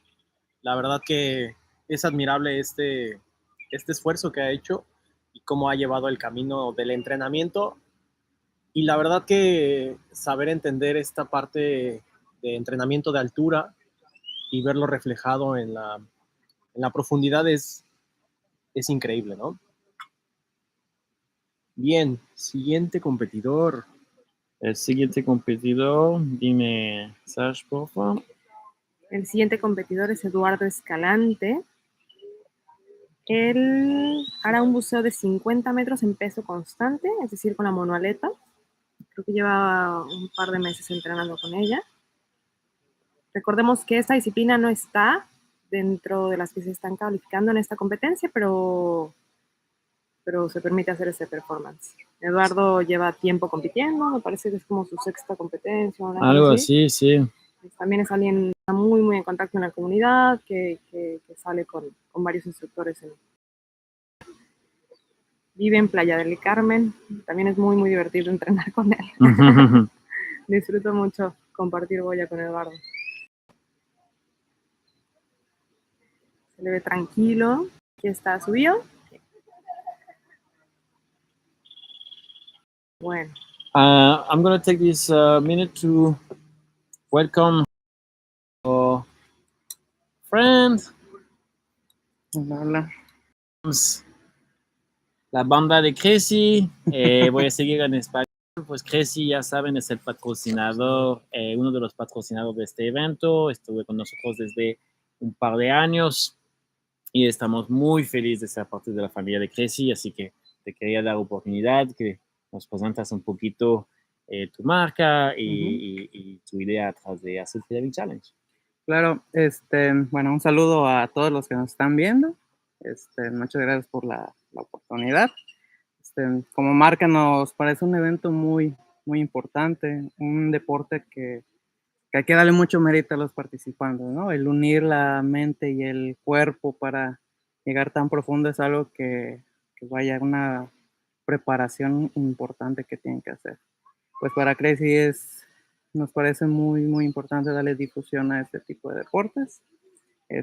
Y pues nos da gusto ver que podemos apoyar con equipo. Igual somos participantes con la marca, trajes, aletas. Nos gusta estar de cerca con la comunidad, saber las necesidades, nos gusta saber qué les gusta, qué no les gusta y con el fin de, pues, de mejorar, ¿no? los productos que podemos ofrecerles.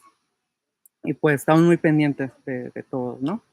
De hecho, estamos trabajando en conjunto con Montserrat, que vemos que le fue muy bien y pues ella igual nos ayuda con la retroalimentación, ¿no? Y pues sí, estamos muy constantes y pues agradecemos a ti, Julian, por darnos la oportunidad de estar aquí con ustedes. Pues qué bueno que están aquí, porque sin ustedes, pues este evento no sería posible, porque pues si tenemos una competencia es normal de poder regalar premios a los atletas. Ujú.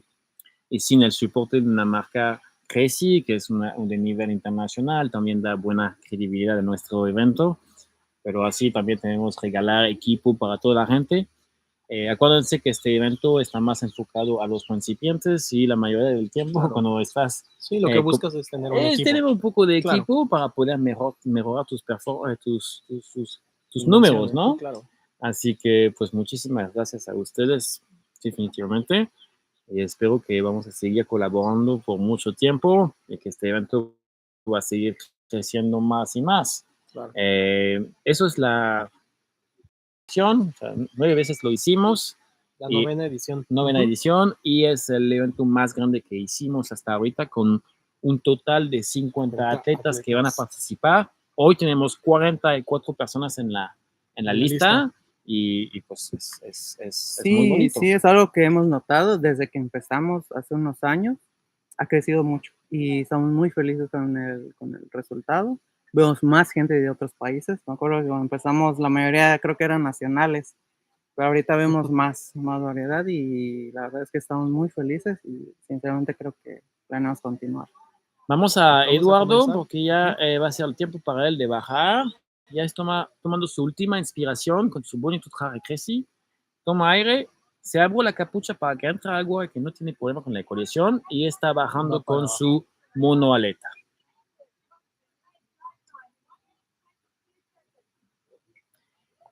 Y está pasando Eduardo Escalante, hombre mexicano que va a bajar en peso constante a 50 metros, y esperamos con una bajada de 1 minuto más o menos, 22 segundos.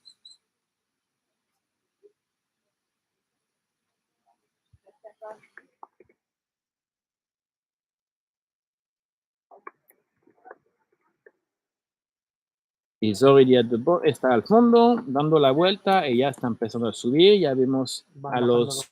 Exactamente. Sí, justo en este momento.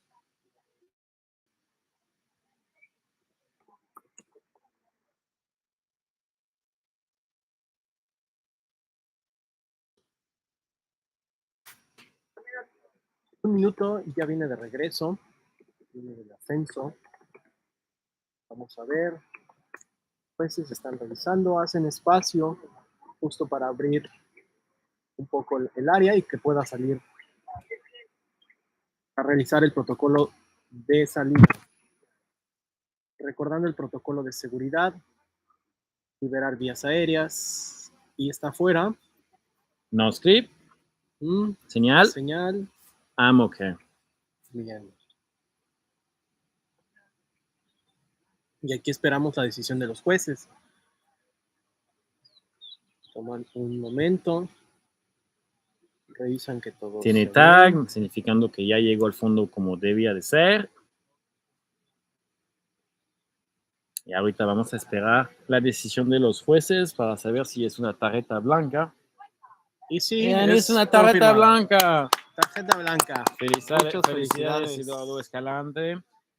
Él es muy feliz de su nuevo juguete, que es la monoleta, y va progresando mucho, así que qué bueno. La verdad que sí, es totalmente un juguete nuevo, es una experiencia más, y creo que cuando ya estás empezando en esta parte de la monoaleta, entendiendo un poco como la técnica, pues sí, esto es como cuando empiezas en los primeros juegos, en las primeras montañas rusas, algo pequeño, y ya después empiezas algo con más adrenalina, ¿no? Completamente. Entonces, hay mucho que aprender, pero es un juego increíble esto de la monoaleta. Ahorita ya estamos cambiando de disciplina, vamos a ir al peso constante con bialetas y vamos a empezar desde el menos profundo de esta disciplina hasta el más profundo. Y el primero que va a pasar es Jake y va a bajar a 18 metros. Obviamente comparado con otras bajadas que vimos en esos días no suena muy profundo, pero justamente me alegro mucho que un atleta con 18 metros tiene ganas de participar y estar aquí con nosotros. Y aparte con toda la banda. vivir como el circuito profesional y más allá de simplemente que sea una competencia de esta índole, tener la experiencia de vivirlo. O sea, no solamente como por números o por realizarlo, sino sí por tener la experiencia. La verdad es que se puede visualizar alrededor del cenote como a todos los apneístas, a todas las escuelas, y hay diferentes intercambios de conocimientos, de experiencias, de tips, y eso es algo que se aplaude bastante para todos aquellos que están comenzando. Es una oportunidad única. Totalmente. El próximo atleta es Jacob y es de los Estados Unidos, así que a partir de ahora vamos a cambiar en inglés. So, Yep. ladies and gentlemen, we are switching back to English because the next competitor is going to be Jacob Stoffer from USA. Actually, he's training in Florida and he's part of the depth swish team. And I'm going to show you his profile a little bit. He's quite new, I think, in the freediving world, but he's been enjoying it very much. And today he's here at the competition, coached by Tanner, that you're going to see in a few seconds. He's right there with his blue hat. And so if you guys there in Florida is listening, please send all your energy to Jacob to do a successful dive. And you have been recently in the Springs, right? Yeah, I was in the Springs recently, and I really enjoyed it. It's been a while that I hear about the American cenotes, basically, and I heard a lot about it, and I really wanted the salty ones. To check out. It's freshwater as well. Okay. It's freshwater as well. I would say the main difference between the cenotes and the Springs is probably how it got created. But a part of that is here it's really completely underground water system. In Florida, there is an underground ground system, obviously, but there's also a lot of connected to those springs. Got it. So what I really enjoy over there is actually there is a lot of fish. There is big gators. There is manatees. There is so much wildlife, and this was actually very fun to be able to go and check it out. So Jacob is going to be going in a few seconds.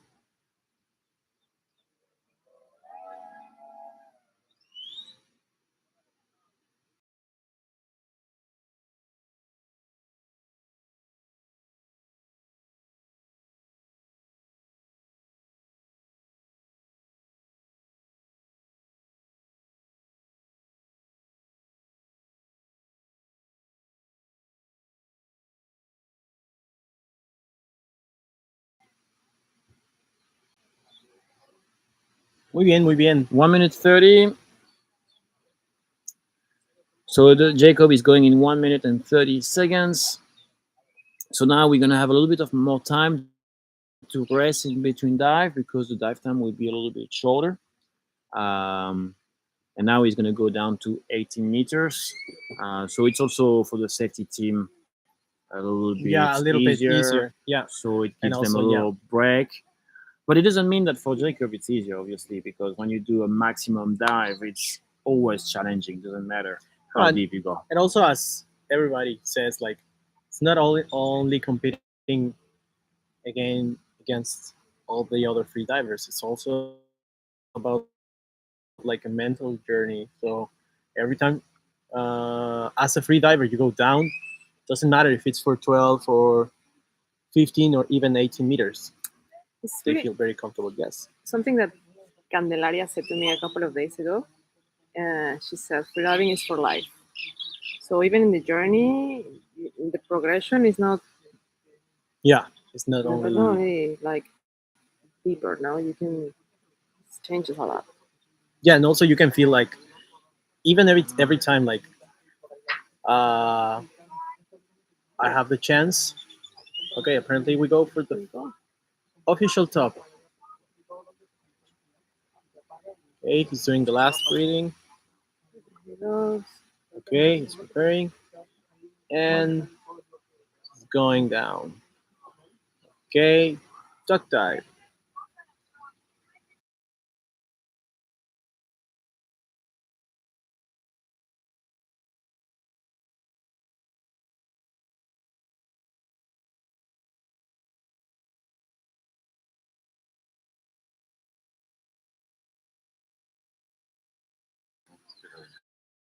Y touchdown.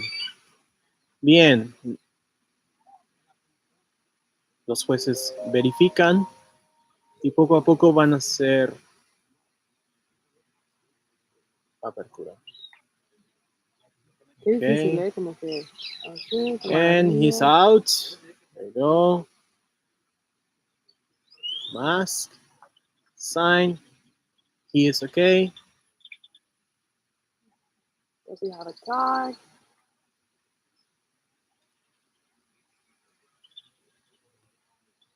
And we're waiting for the decision. There you go. Yeah. Very good. Shows the tag. Okay. And judges are deciding. White card. Okay. We have a white card for this. Congratulations.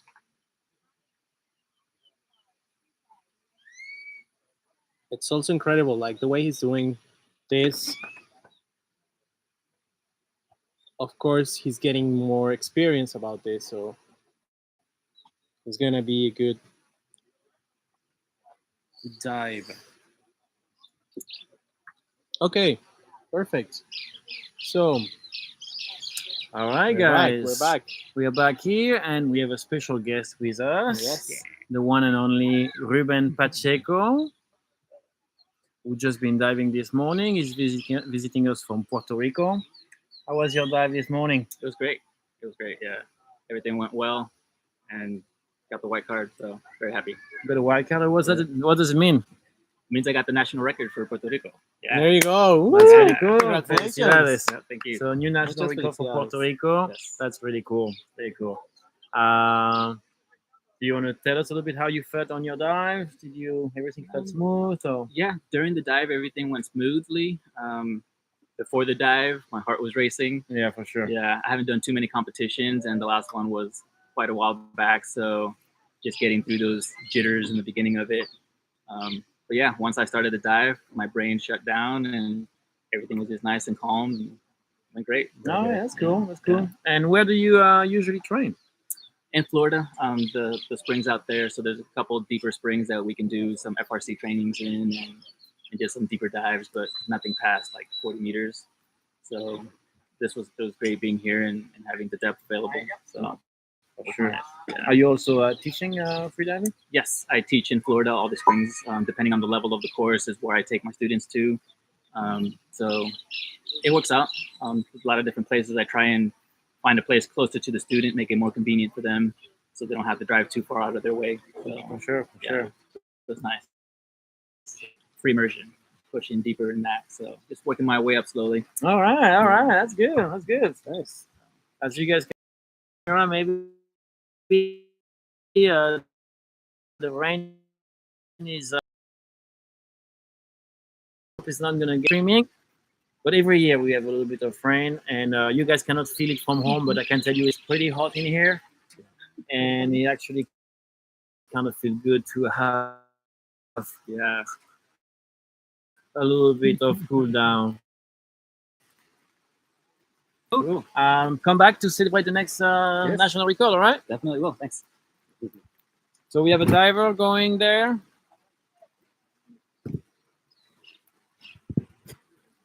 She's getting raining under the rain. No se puede meter. Tu peux me trouver une salle? Ese no se puede meter.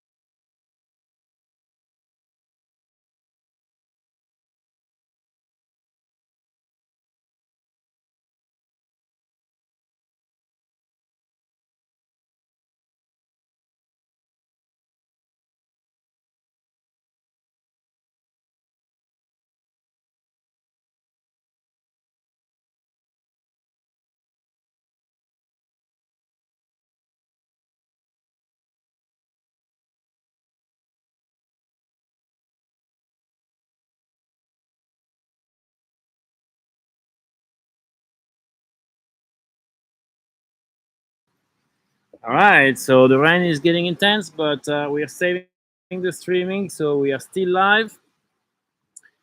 And the next diver is actually coming very soon in a few minutes. So this is going to be Sigrun, also known as Siggy. She's from Germany.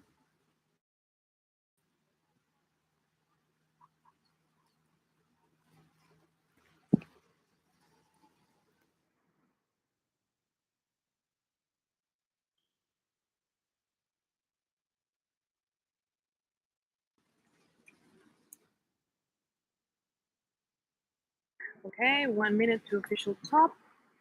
Siggy, she's doing her breathe up in the middle of the rain. Well, sometimes we have different factors that we have to get used to. She's putting some water into her hoodie. It's very relaxed. Siggy is going to attempt 25 meters in constant weight bifins. Okay. We're seeing a little bit of her. And we have the profile. So Sigrun, it's the first time she's actually competing.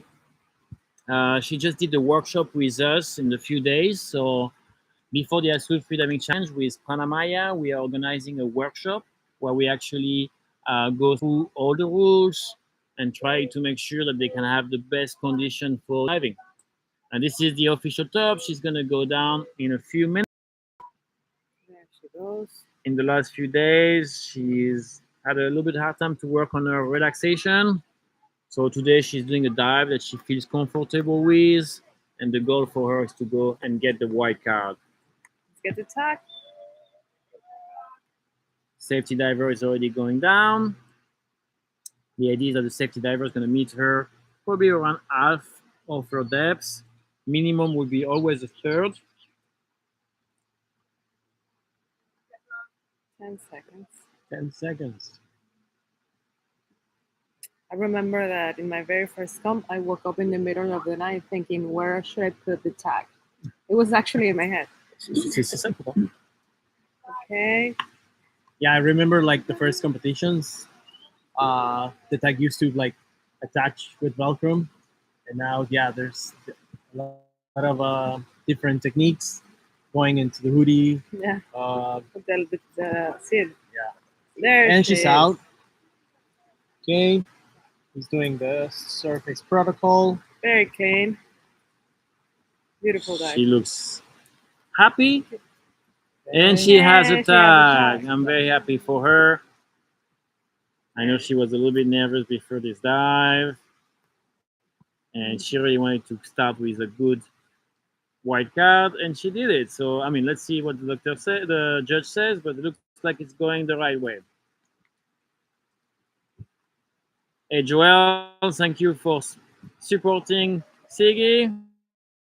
Woohoo! All right, My and that's God. it. That's it. Felicidades. That's a white card for Siggy. Beautiful smile. Great job. Okay.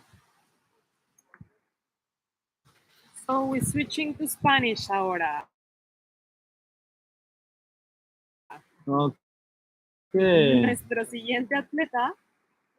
A ver, can you tell me again, Sigun, what she did exactly? Sí. Bifins. White card. Felicidades. All right, so let's switch to the next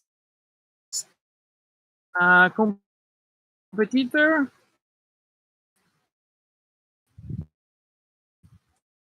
Cesar. México. Competition as well.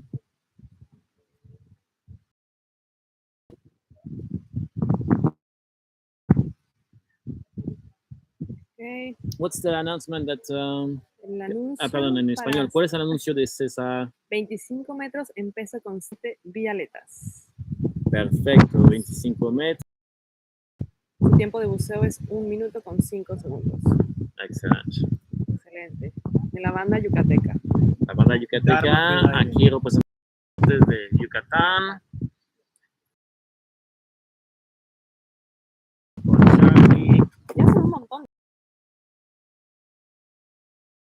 Lo que andan haciendo y entrando un montón en Alberto. O sea, Qué bueno, qué bueno.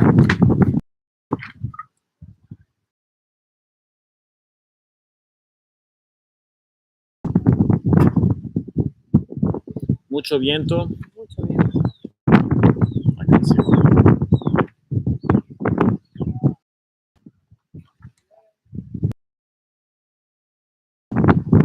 Ha dejado un poco de...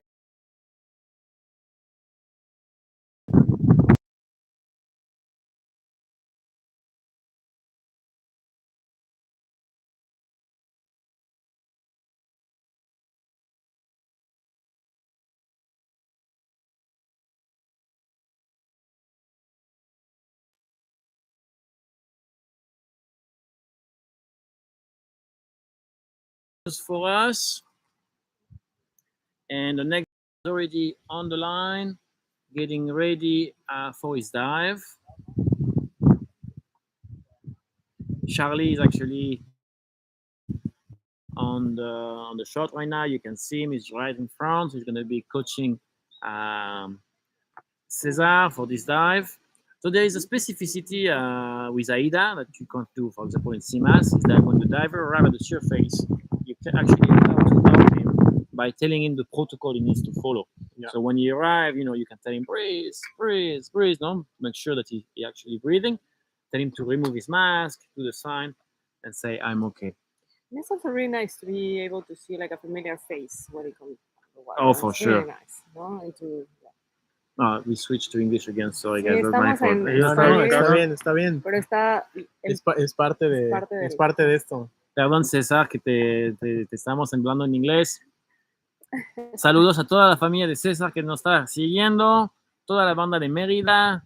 Espero ver más de ustedes el próximo año. Acuérdense que también la competencia está abierta al público y están más que bienvenidos para ver el show y ver a sus amigos competir. Está preparando.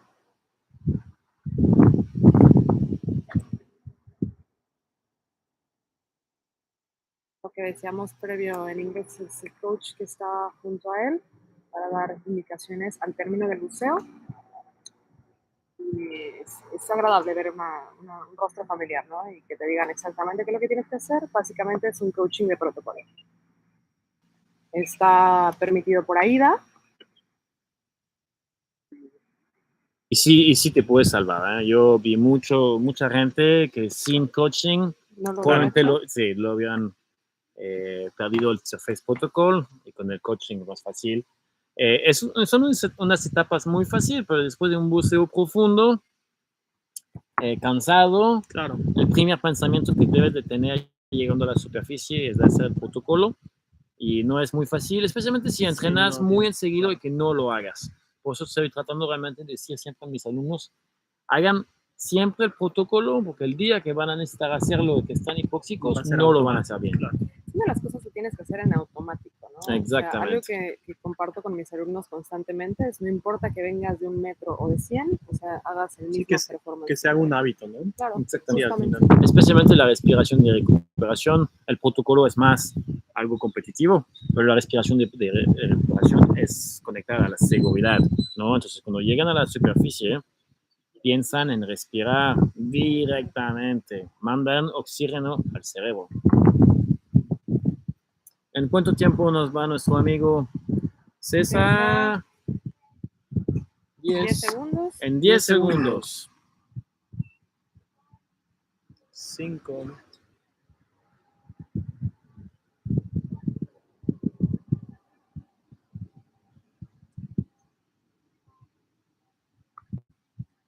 Mando unos segundos más. Este es el momento, la última respiración y vamos para abajo. Ok. Está usando aletas cortitas de Molchanov.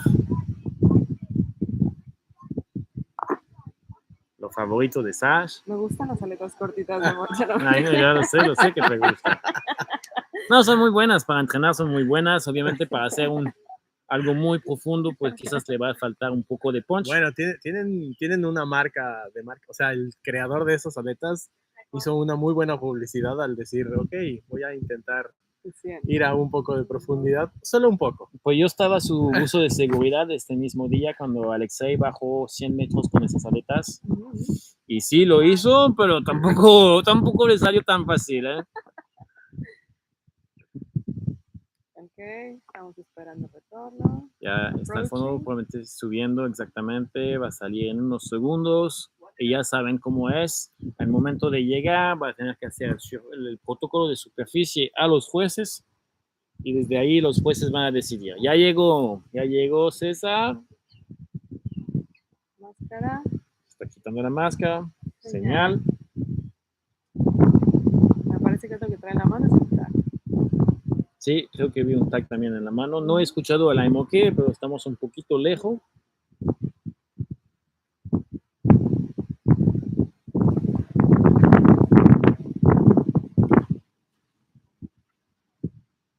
Estamos esperando la decisión de los jueces, a ver qué deciden. Y es una tarjeta blanca. Bien, Felicidades. felicidades.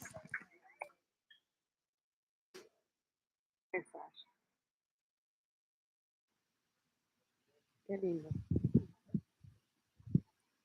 Bien, la verdad que también hay que agregar el trabajo, digo, en muchas áreas, muchos equipos de trabajo, pero el trabajo que hacen los safeties es imprescindible, no solo el hecho de que puedan bajar y que estén al pendiente de los buzos, sino que incluso también hasta en superficie, digo, a pesar de que a veces se pueden quedar un poco las tomas sobre la cámara que estamos teniendo a la plataforma, pues es notable que el trabajo desde simplemente auxiliar a los apneístas, el poder quitar el cable de seguridad del lanyard que llevan, son pequeños detalles que hacen la diferencia, ¿no? La verdad es que... No, y más allá de eso, o sea, que me ha tocado estar de ese lado, o sea, te dan algunas palabras de confort, de aliento, de claro. aliento. O sea, es lindo también que hacen esta parte un poco de apoyo emocional y están ahí contigo. Sí, totalmente. O sea, tenemos un equipo de safeties increíble que a mí me han arrastrado a la boya y bueno, o sea,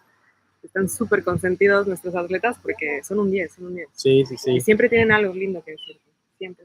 Por eso tratamos de siempre tener el mismo equipo de seguridad, porque así se conocen uno al otro, no tienen que comunicar tanto, ya saben cómo es. Cómo trabajar, claro. Porque cuando no te conoces, pues hay mucha comunicación que puede molestar un poco a los otros buzos, y como tú dices, pues ya saben qué decir para que se sienten a gusto. También están todo el equipo de seguridad, son instructores que dan clases regularmente, entonces conocen y entienden el problema de los alumnos, de los atletas.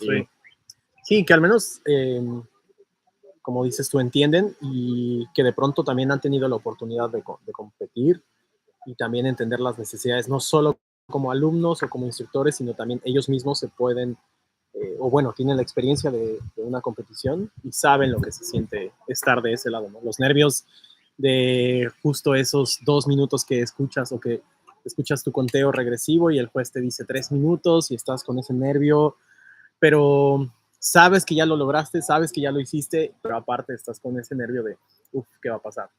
Totalmente. Mi estrés más grande es el tiempo. O sea, me apunto con un Sharpie en la... Y se lo aprendí a Chris, de hecho, fue el que me enseñó eso. Chris, a colocarme al lado de la computadora justo, mi official top siempre, como que era un pendiente menos.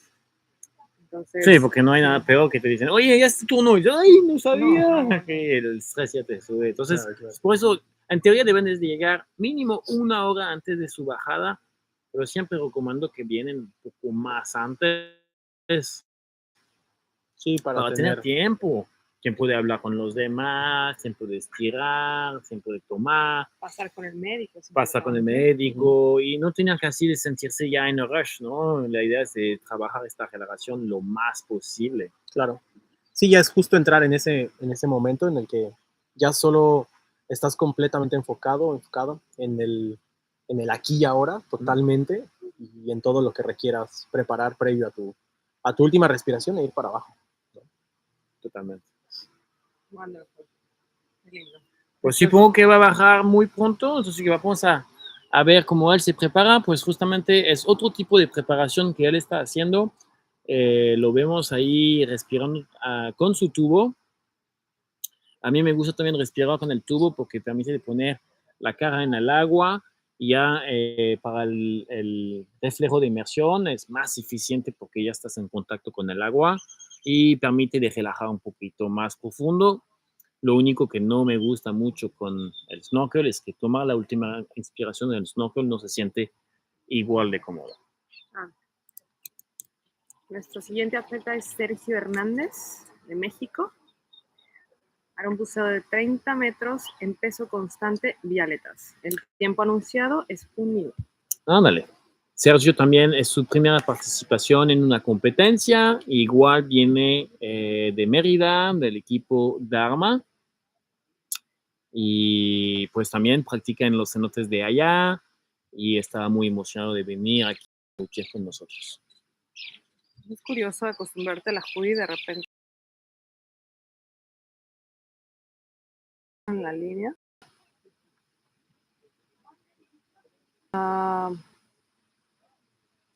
Y estaba a usar máscara para este buceo. Para algunos atletas es complicado hacer hábito de utilizar la hoodie, ¿no? Tienes que ponerle agua antes de entrar. Entonces, es complicado hacerte el hábito. Estamos esperando el official top, estamos a 1 minuto. Podemos ver a Sergio relajándose en la superficie, respirando tranquilo. El coach está ahí. Y es un verdadero gusto tener a la banda de Mérida por aquí. 10 segundos.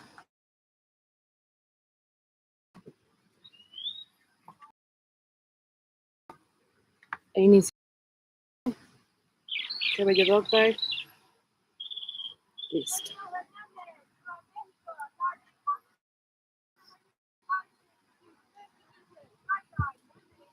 Acabo de desaparecer. Estamos aquí.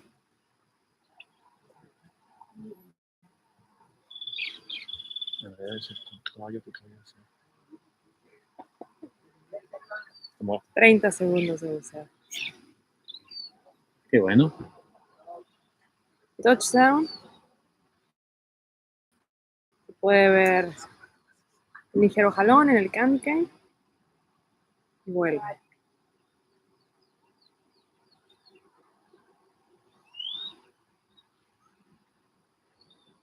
Va a llegar.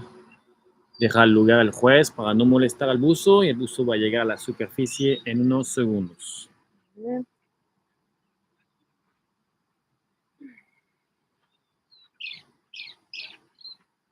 Ahí está. Ahorita le tocó hacer protocolo. Se ve fuerte, se ve con confianza. Veo el tag en la mano. Se quitó la máscara. Señal. Vamos. Ok. Y sonríe. Sonríe, se ve muy bien. Ahorita vamos a esperar la decisión del juez.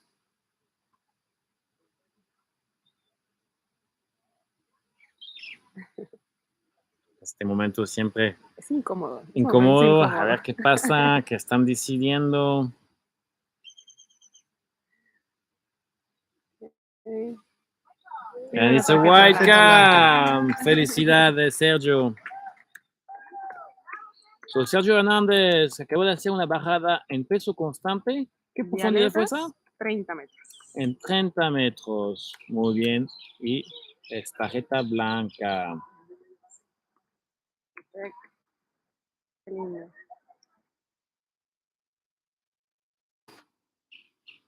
Now we're going to switch to English. Okay. Aquí te vas a ver mejor.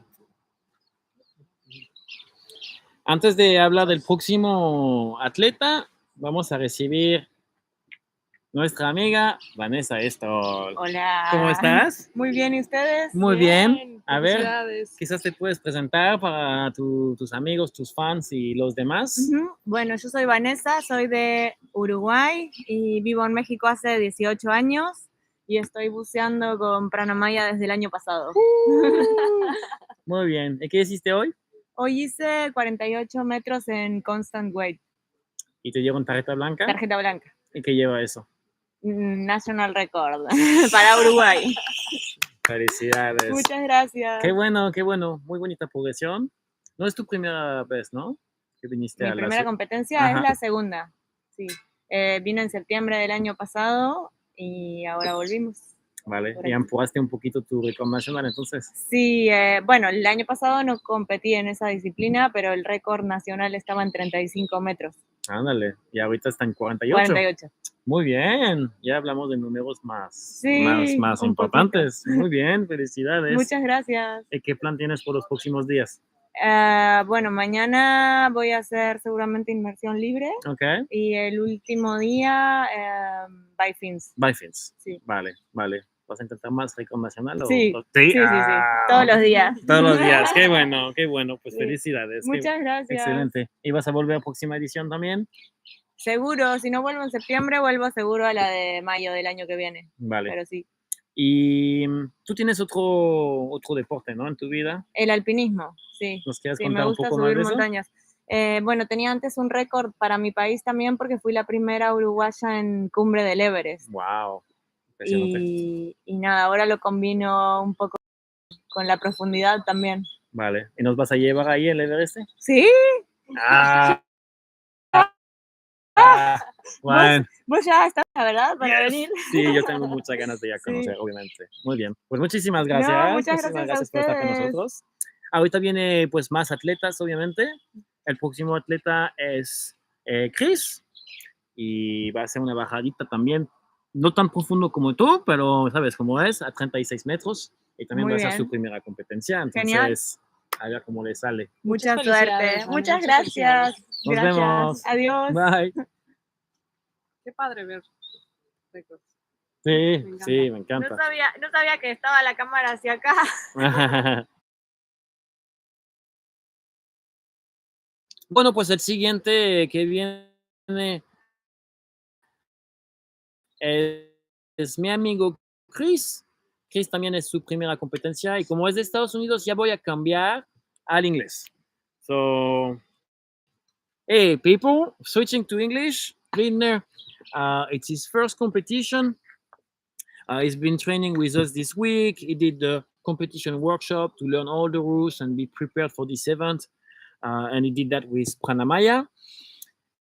And now he's over there on the main line doing some relaxation. And hopefully for his first dive, he's going to get a white card. And he's attempting a dive to 36 meters. So it's not his PB yet, but I think it's good. He wants to do something that he feels easy to make sure he gets the white card.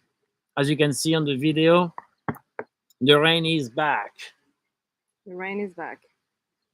I'm going to put his profile quickly for you to know a little bit more about him.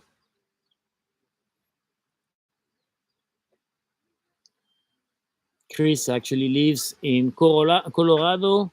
He has another hobby in life out of freediving. He's a climber, probably like everybody in Colorado. And he's also a journalist, and he did write a lot of things about climbing in his career. And today, well, he's a switching sport and will compete for the first time in freediving. Lock Chris. Okay, he's relaxing now. He's gonna go in about a minute.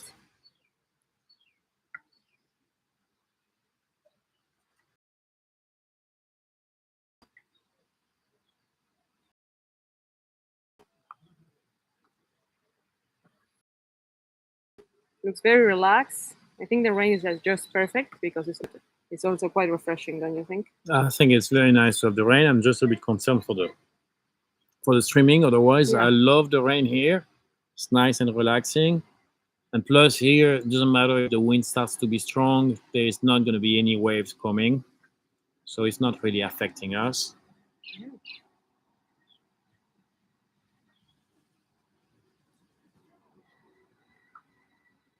Okay, 10 seconds. I can't hear the 3, 2, 1. official Official top. top.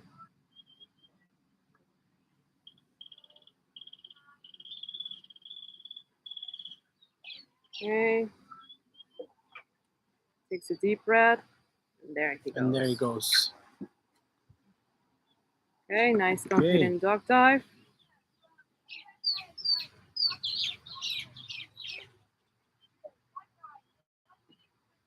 One minute 20 seconds for dive time. You can hear a lot of cheering around. Yeah, even with the rain. We don't lose the vibe. We Yeah. don't lose the vibe. That's a good one. Okay, descending. It's going down. The first And safety. the first safety is going down. Touchdown. And he's coming back. Okay.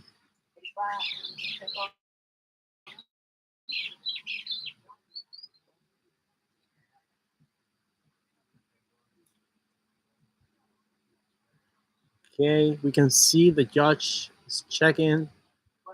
Okay, 1 minute. Clearing the area for the coming back. Should be very close to the surface, so we're gonna have, and there it goes. Let's breathe. Clear the airways. Sign. I'm okay. We're waiting. There you go. There you go, the tag. Nice. It looks pretty clear. Clean, right? Yeah. Happy dives. He looks happy. That's Yeah. the most important. So That's a far, good one. Yeah, we had exactly. happy dives. And we have a white card. There you go. Good job, Chris. Congratulations. Now vamos a cambiar a español. Okay. Nuestro siguiente atleta es Gonzalo Anza, de México. Lo que no hemos platicado es que alrededor de la línea principal hay unas boyas de calentamiento. El atleta tiene alrededor de 45 minutos para entrar al agua y poder hacer sus calentamientos, ¿no? Sí, es correcto. Sí, de hecho, pues parte del protocolo que nos solicitan como atletas, que lleguemos una hora antes, hacer todo un check-in con el doctor y así. Pero sí, tenemos boyas de calentamiento justo muy cerca de la línea de competición, y ahí es en donde podemos tener la oportunidad de calentar, un poco también empezar con todo este tema de respiración, relajación, reflejo mamífero. Vamos a tener un invitado especial ahora en la cámara, que ha sido su primera competencia y yo soy su fan número 1.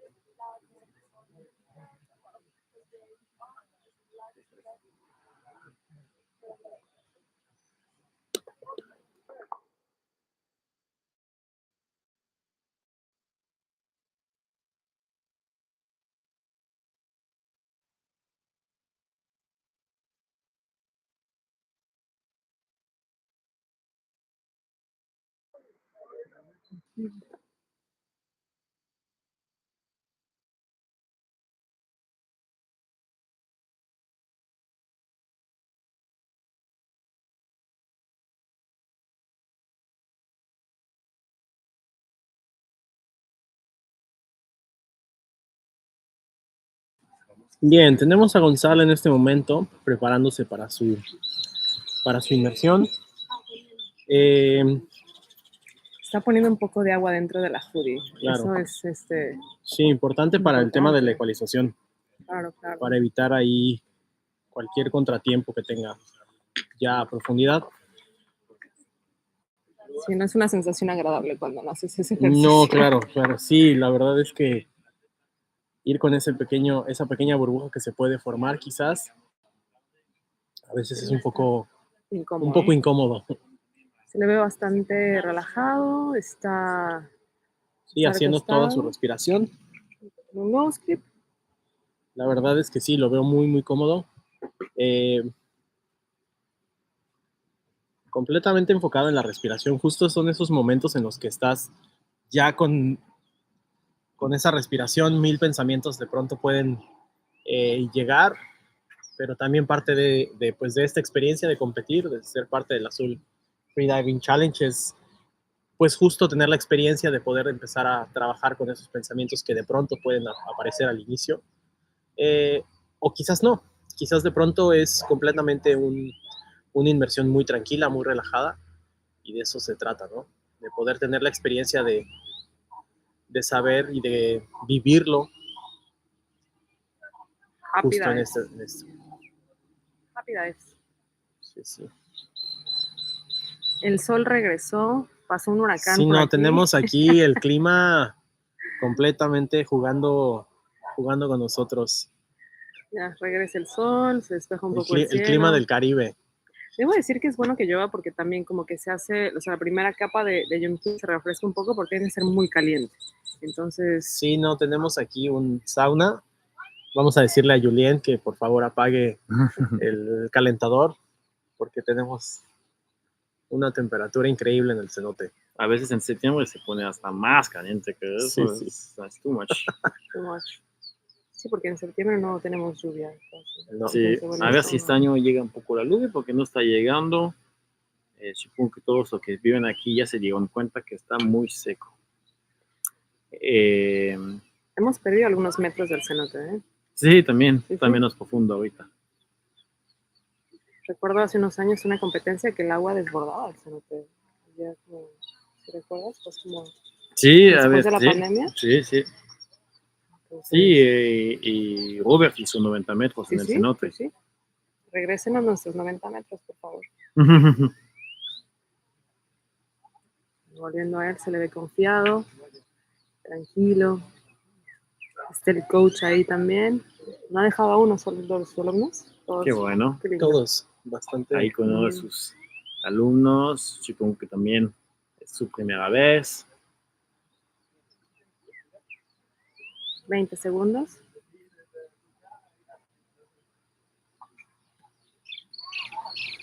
$10 segundos para Official Top. 10 segundos para el Official Top.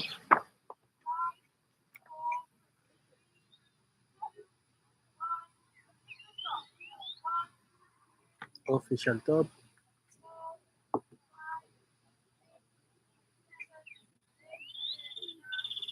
Y got 30 segundos para bajar, ya perfecto, duck dive y vamos por abajo. Creci presente.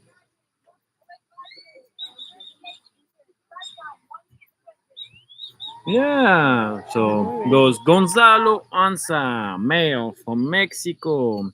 Constant weight by fins, 38 metros, 1 minuto y 20 segundos. Ahí vamos. ¿Mencionabas que sus aletas eran Creci? Ándale. Y entrenado por Charlie ahí en Dharma Freediving de Mérida. A ver si Gonzalo va a conseguir una tarjeta blanca para su primera competencia. Yo confío que sí puede hacerlo. Ya los safeties van por abajo. Está empezando a subir. En unos segundos llegar a la superficie.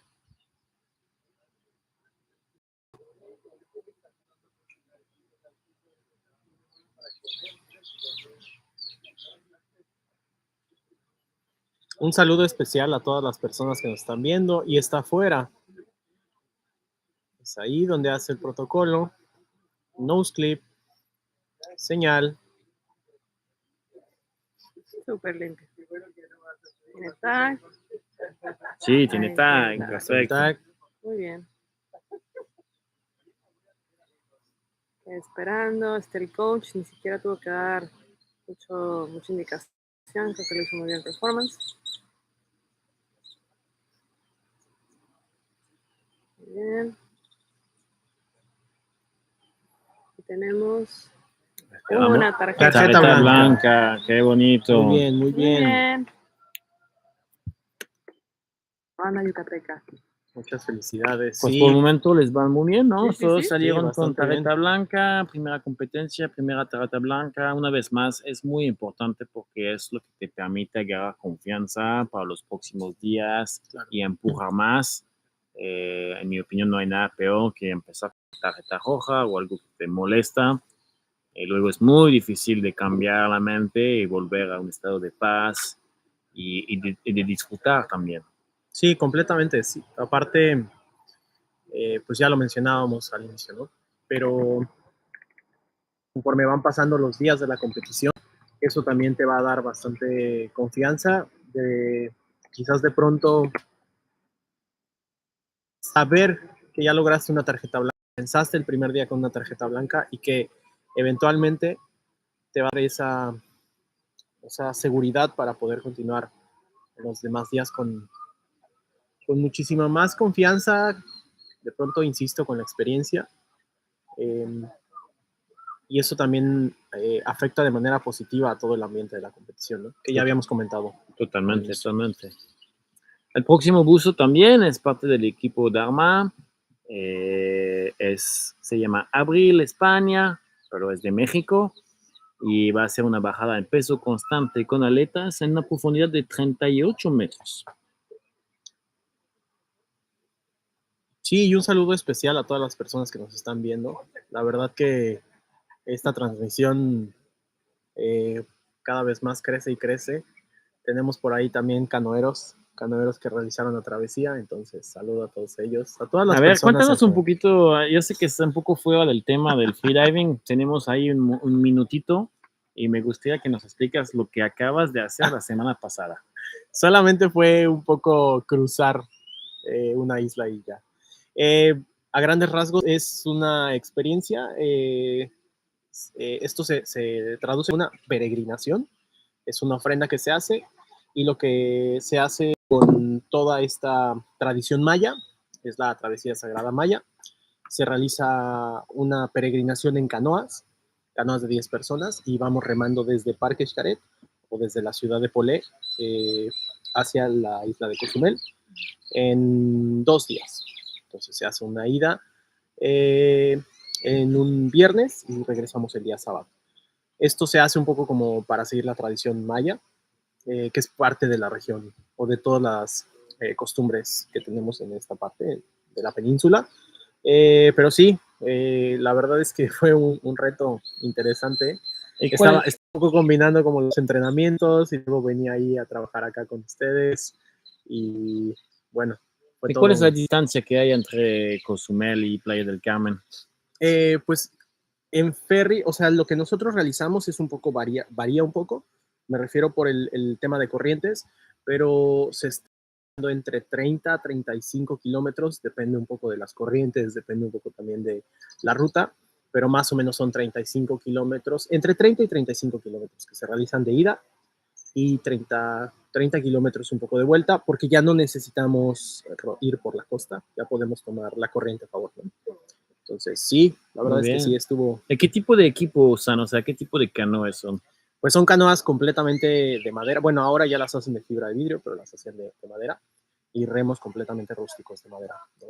Entonces, ¿Están usando el mismo equipo que se hacía en sí, esta que se época? usa. Y incluso hasta la vestimenta es típica. Hubo una investigación de parte del Instituto de Antropología en donde sí se recrea completamente la tradición. Entonces, Wow, espectacular, sí, espectacular. bastante interesante. Es, como dices tú, es fuera de esto que estamos ahora realizando, pero la verdad Sí, que pero al sí. final también es un trabajo muy mental, porque ¿cuánto tiempo Claro. necesitas para cursar? Sí, pues se comienza con entrenamiento, pero la verdad es que sí, completamente la respiración. Creo que ese es un ejemplo de cómo puedes ir pues justo viendo esta parte, ¿no? De la respiración, cómo tú te puedes sentir cómodo dentro de cualquier deporte, porque creo que esa es la base y mucha gente que viene conectando con toda esta parte del freediving, mucha gente pues realizamos otro tipo de deportes, otro tipo de actividades y en ese momento entendemos cómo podemos llevar la respiración dentro de estos deportes.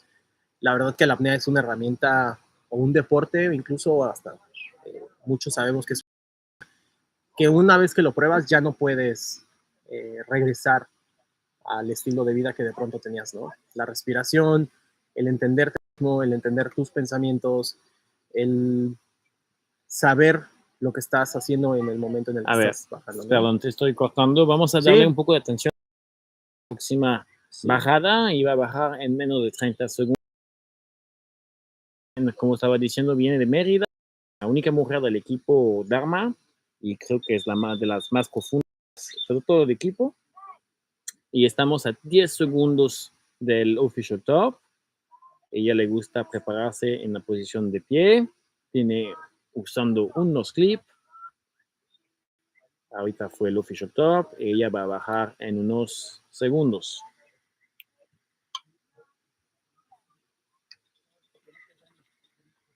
Okay. Bien, hace su entrada. Bastante Okay. cómoda. Sí, sí.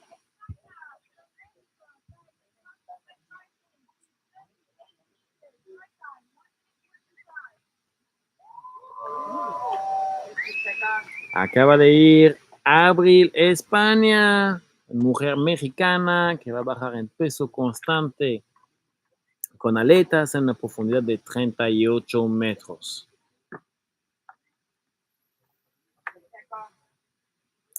Ya está abajo desde 30 segundos. Yo calculo que va a llegar en el fondo entre 40 segundos y un minuto. Ahí está, llegó al fondo. Ahorita va a empezar a subir. Los safety ya bajaron. Siempre tienes un safety que va a estar más profundo que el otro. Alcanzar al apneísta, al atleta, suben junto, llega al segundo safety y lo acompaña hasta la superficie. Obviamente los safety no están autorizados en ayudar al atleta tiene que hacer su bajada por su propia cuenta. Okay. 50, le dan espacio. Approaching, se está acercando a superficie. Vamos a la espera, el coach está ahí también, como con todos sus alumnos. Ahí llegando, perfecto. Sale. En control, hermoso. Respira, respira. Nose clip, muy bien. Genial. Genial. Y sonrisa. Y va directo. A ver si tiene un tag. Además. Ahí está. Tag. Beautiful. Qué Y tiene un bonito. tag, qué bueno. A ver cuál es la decisión de los jueces. Yo confío que le van a dar una tarjeta blanca. Tarjeta blanca. Felicidades. Muy bien, qué bueno. Abril España acabo de bajar en peso constante. Ok. Podemos ver que está en línea para el siguiente atleta. Tenemos un sistema de contrapeso. La idea es tener toda la seguridad. Entonces van administrando la línea de acuerdo a los buceos. Los jueces se encargan de esa parte. El contrapeso es una herramienta muy importante. No se podría hacer una competencia sin un contrapeso. La idea del contrapeso es que la cuerda, ahorita ven la cuerda que llega desde arriba, pero en realidad es como una plataforma. Les voy a demostrar el video desde más amplio. Okay.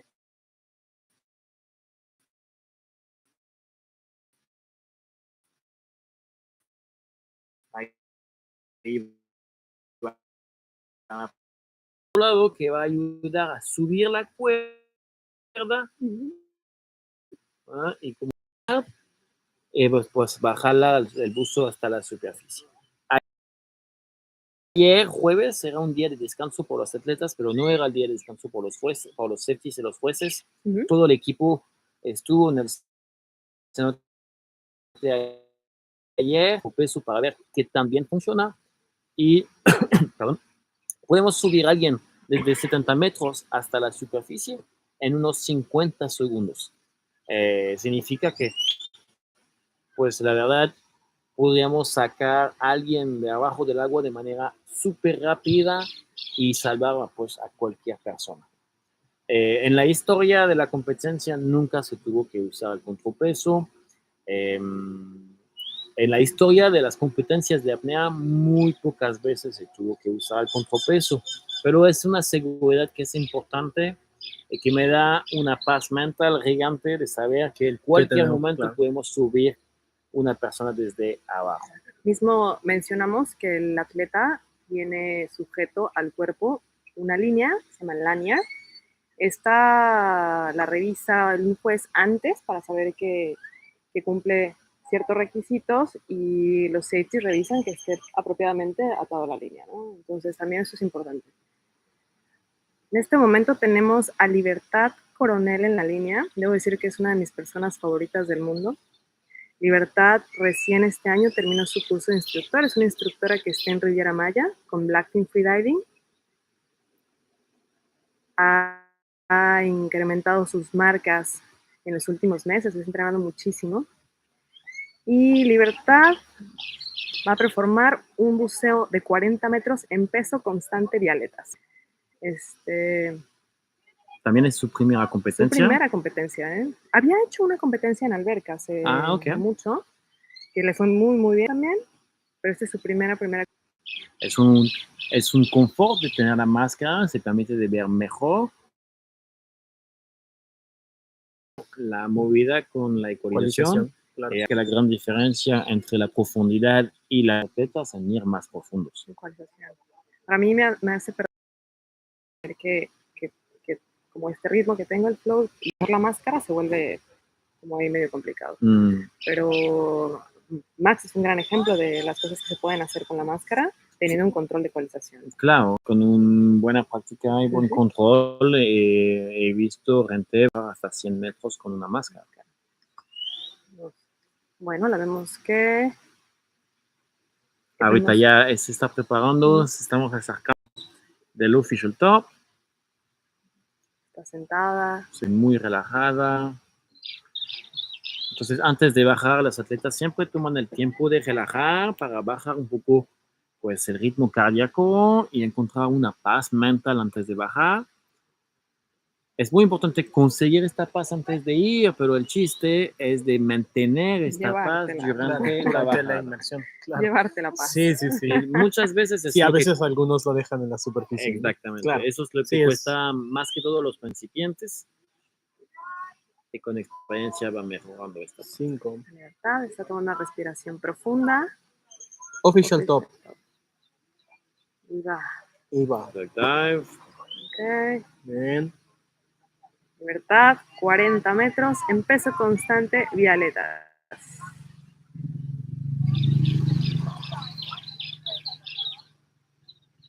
¿Dónde está su coach? No lo veo. Parece que no tiene coach. Bueno, ahora sí hay algunas personas que están ahí auxiliando. Pueden ver al María. juez que mantiene la mano en la cuerda para saber exactamente lo que está pasando. Gracias al lanyard puedes sentir la vibración en la cuerda y saber si justamente el buzo está bajando, si está llegando al fondo o si está subiendo.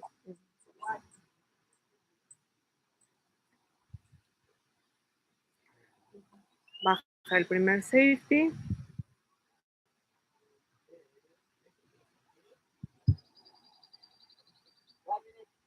Un minuto de buceo.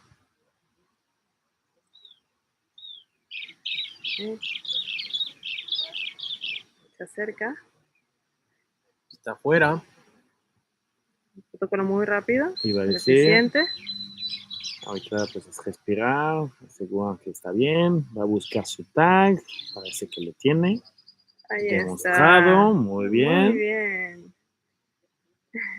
Y una sonrisa. Y creo que tu favorita persona va a tener una tarjeta blanca.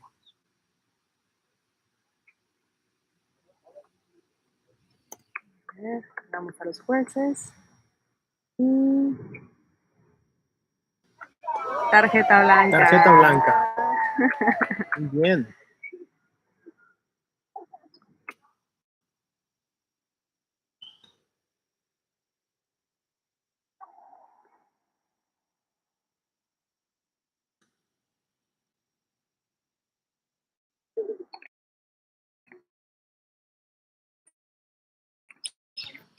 Para esta tarjeta blanca.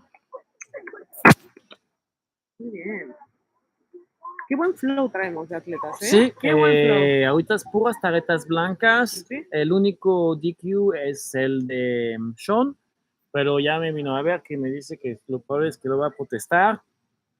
Así que a lo mejor también esta decisión podría cambiar.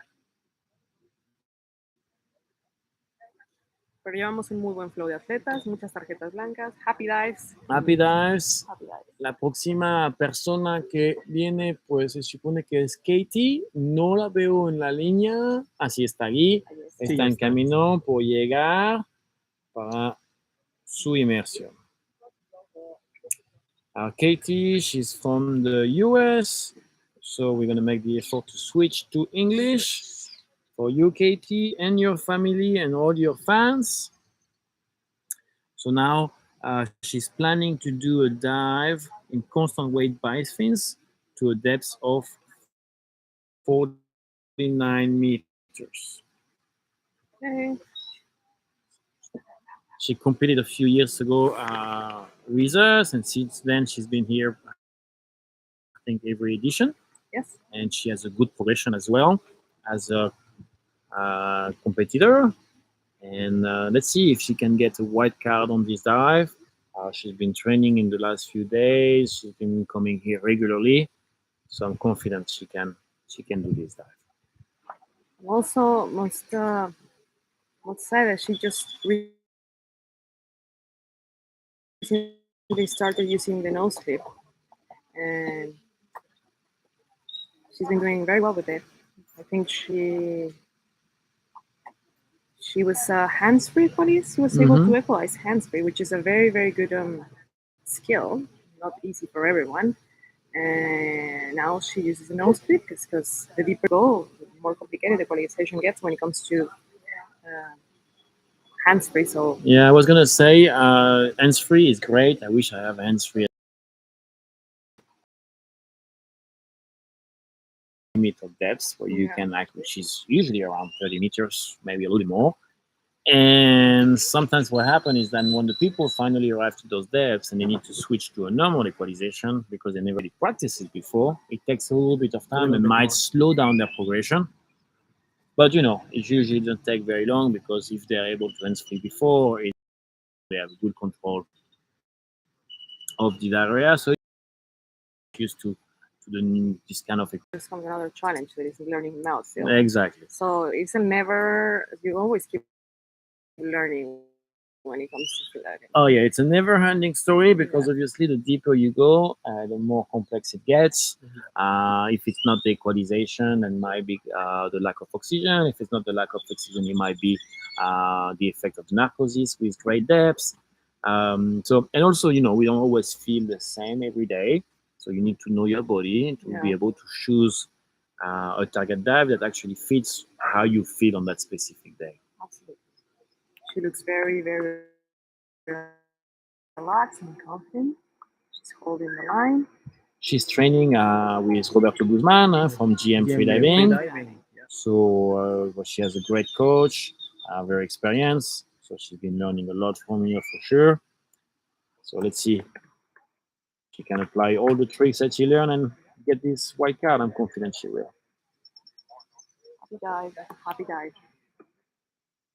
Okay.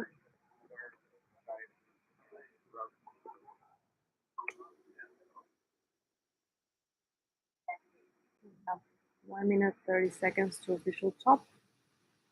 So we have plenty of time, and she has plenty of time to relax. It's nice.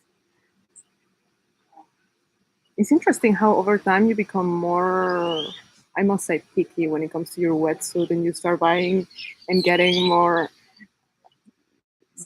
So when you see a diver, when starting, a diver starts competing, they pretty much use what they have, and over time you see other athletes with different wetsuits or nose clips and bits. Definitely. And sure, having a comfortable equipment and good quality equipment will help you.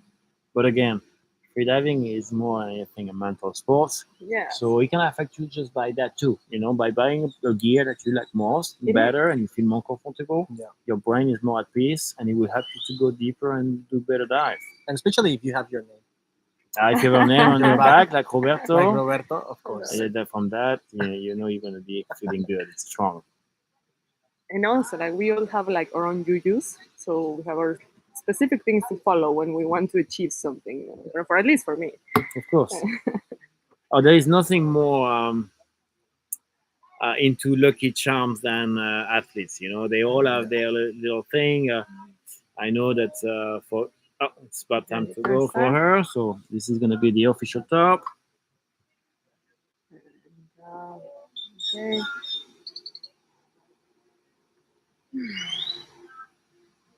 Good. Dive. Here she goes. Very nice dog dive.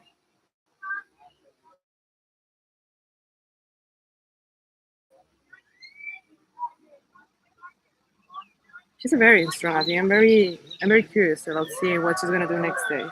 Oh yeah, and even in next years. Yeah, next years. But no things, she's very, very strong. And also she's very committed with training. I know she's training in GM freediving. But every time I have the chance to be here at Yumkin for training, I can see when Roberto is coming, and also Kathy is training. It's incredible how she start doing a big progression for her dives. I made a huge mistake. She borrowed me her fins, and now I want it. So Kathy McCarthy from the USA, she's going down constant weight by fins to 49 meters. The safeties are going down. So it's already a 1 minute and 15 seconds dive.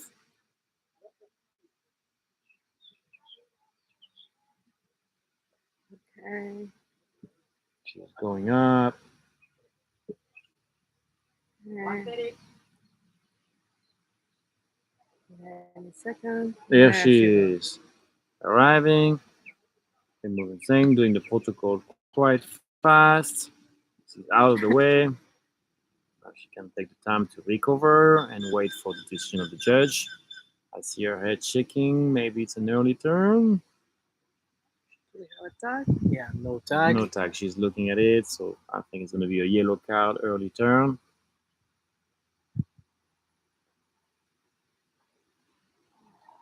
Let's see what they have. Yellow And card yellow for card. Katie. It's Yellow okay. Remember that in the Azul Freediving Challenge, you can repeat the next day. So if she really wants to get that dive, she still have 2 days to try it. Yes, yes.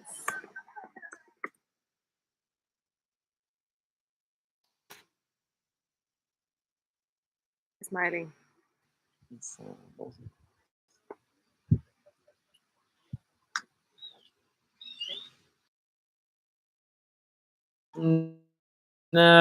Before the next diver, we have a special guest with us. Yeah, we have Chris who's gonna come and visit. Sorry, I have to reset that to make sure we see you better. Sorry no about worries. that. Yes.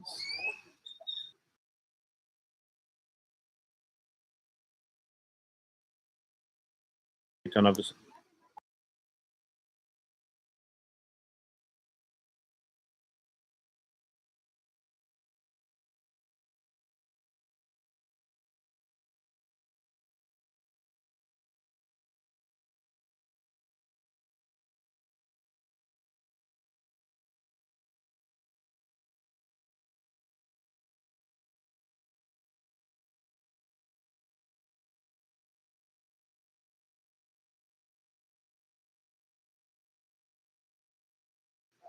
Hello there. We have a special guest today. We have Chris who's coming to join us. Chris is doing his first competition this week. He's been training with Panamaya in the last few days. And first of all, I want you to say thank you again for coming and participating. And I would like to know how you felt with this dive and this first experience in competition. Thanks, Julian. So first experience in competition, yeah, big deal. I took your 3-day competition workshop, which made a huge difference. I honestly can't imagine jumping in here having not had that kind of introduction. So strongly recommend taking that. And it definitely made me feel as prepared as possible, though I was still more nervous than I wanted to be. Yeah, that's for sure. I wasn't even going for a PB today, but I was doing a depth that was still a little pushy for me. And yeah, very, very nervous, but just got to remember to relax.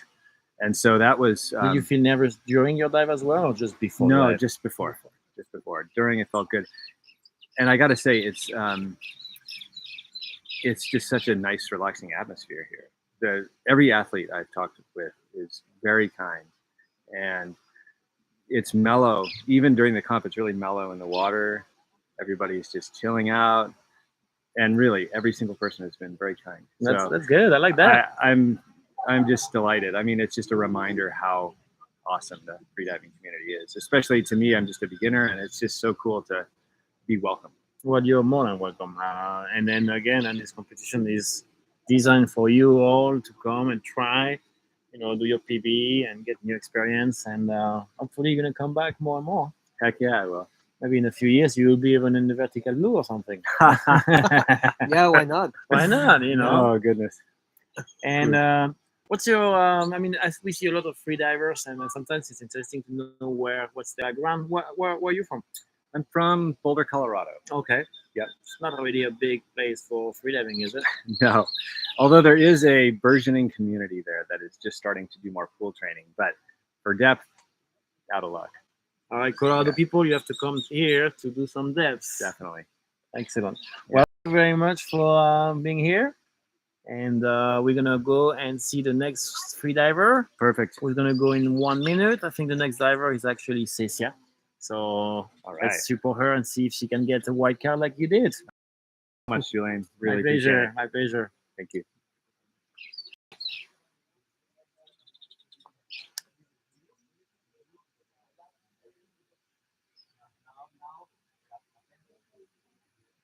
Sweet.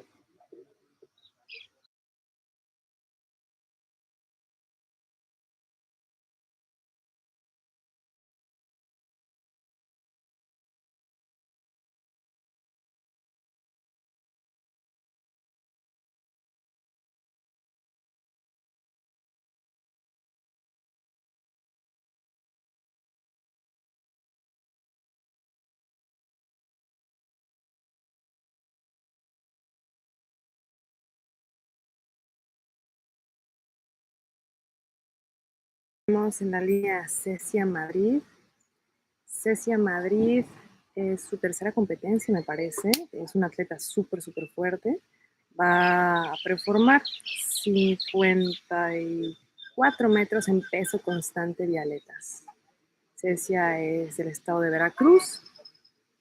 Tenemos 10 segundos para fichar top. Ok, 5. Ella bucea con máscara y me parece impresionante lo que hace con máscara, esa profundidad increíble. Muy fuerte. Ahí está. Toca, es hermoso. Y está muy dedicada, estuvo entrenando bastante últimamente, viene mucho con Panamaya, pero también entrena con los demás. Cada oportunidad es buena para ella, para entrenar, agarrar más experiencia y disfrutar del agua. Me gusta mucho bucear con ella y disfruto compartir. Es de esta gente que tiene bonita energía y Qué bueno. Ahorita está en su bajada, en peso constante, pateando así. Al final de su bajada va a empezar la parte que llamamos la caída libre. Es el momento donde no se necesita más patear, pues dejar de patear y dejarte relajando y bajando en el mismo tiempo hasta el fondo, que para mí es la parte más bonita de la apnea y creo que es por eso que me enamoré de la apnea, es por este momento donde ya, te dejas caer, sientes la velocidad, tú estás adentro de tú mismo, enfocado en la ecualización, en la relajación, y llega este momento donde tocas el fondo, se siente espectacular. Hablando de tocar el fondo, esta vez literal, no estábamos hablando de psicológicamente, literal llegamos al fondo del cenote, ya está empezando a subir, los safety ya están por llegar y vamos a ver un poquito cómo le va.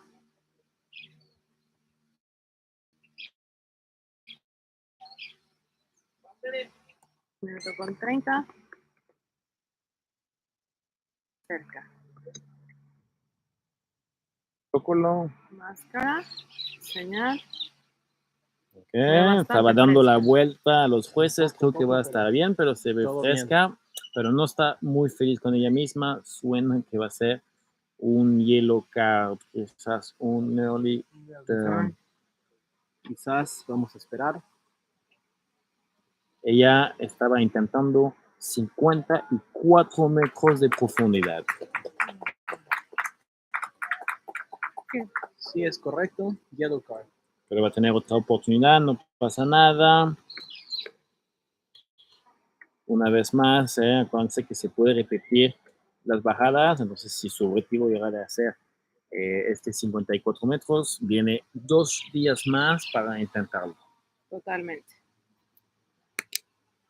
Claro, no es muy agradable de no tener tarjeta blanca desde el primer día, pero es importante de no hacer que te afecte demasiado también, porque no es lo más importante. Aquí estamos también para disfrutar.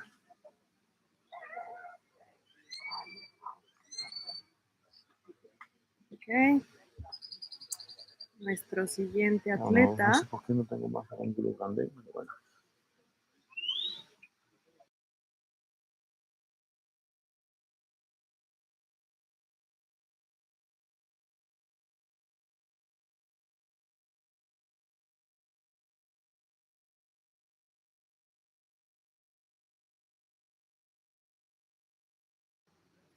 Alright, el próximo apneísta es nuestro amigo Eduardo.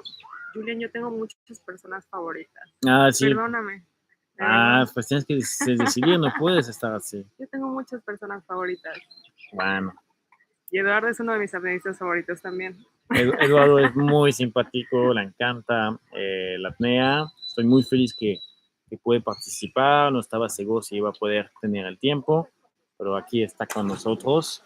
¿Y qué está intentando de hacer? ¿Qué va a hacer nuestro amigo? Eduardo va a reformar un buceo en peso constante vialetas a 57 metros. Ay, muy bien. También muy bien. Eduardo tiene una buena progresión, lo vimos en edición anterior. Y pues 57 metros, ya estamos hablando de números que están muy, muy decentes. Me encanta porque siempre ya está saludando a su público. Ahí está. Está muy feliz de estar aquí. Nosotros lo llamamos príncipe. Es que es un príncipe, de verdad. Eduardo es increíble, es de verdad genial tenerlo cerca. Entonces, Eduardo está sonriendo, tiene bastante tiempo. Y Estefano va a hacer el coaching para este buceo.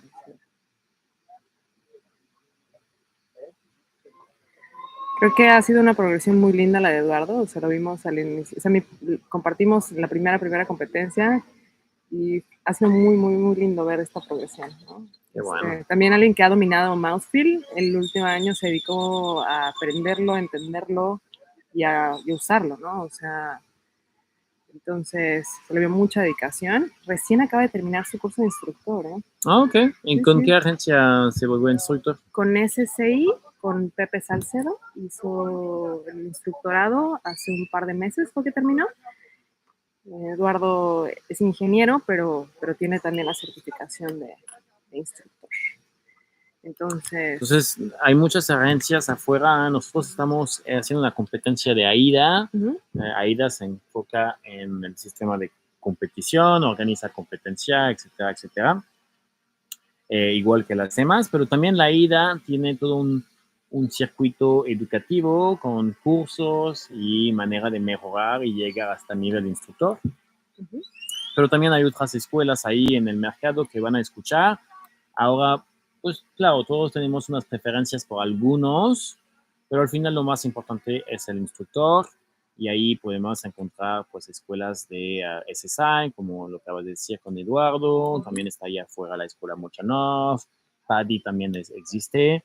Y pues en realidad yo estoy feliz de ver que hay muchas agencias así porque permite pues de tener más instructores y si hay más instructores hay más alumnos y si hay más alumnos hay más apneístas afuera. Más comunidad, ¿no? Más comunidad, Mismo exactamente. que también que se hagan estándares de seguridad, que creo que es lo importante. Una de las Totalmente. cosas como que aprendes como instructor es precisamente ser muy puntual con los estándares de seguridad y hacer esto de manera segura. Vemos que Eduardo ya está en una fase de relajación, tiene el nose grip puesto, está sujeto a la línea. Mandando un saludo, Cintia. Vamos, Edu. Seguro nos vemos por acá mañana, sí. Tiene ahí una muy bonita foto. Supongo que eso fue en Roatán o... ¿En Roatán? No sabía que había ido a competir en Roatán. Qué bueno por él. Sí, sí.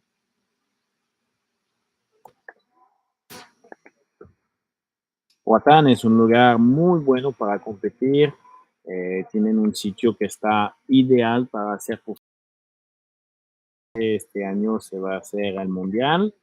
Además, y es un evento que está organizado por Esteban ahí de Roatán. Y yo personalmente le tengo que agradecer mucho al Caribbean Cup y al Mundial que se hizo en Roatán, porque pues allá en la isla y también aprendí a hacer safety allá en la experiencia con ellos. Ahora, 5 segundos antes del official top. Toma una última respiración. Última inhalación. Está haciendo un poco de packing. Listo. Vamos, Eduardo. Bien. Es muy lindo. Creo que tienen diferentes ventajas con el agua dulce y el agua. O sea, lo lindo del mar es poder ver, definitivamente. Yo no podía creer que había el plato, luz, o sea, tags, pero también. Es que es una costumbre, porque ya me di cuenta que con los años entrenando en lo oscuro, cuando voy en el mar se me hace demasiado luz. Sí. Ahí vamos, Eduardo. Vamos. En un momento va a llegar al fondo. Esperamos que no va a ser un early turn, que regresamos a las tarjetas blancas. Vamos, Edu. Touchdown.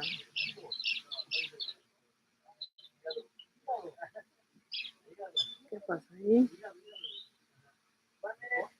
Un minuto de buceo.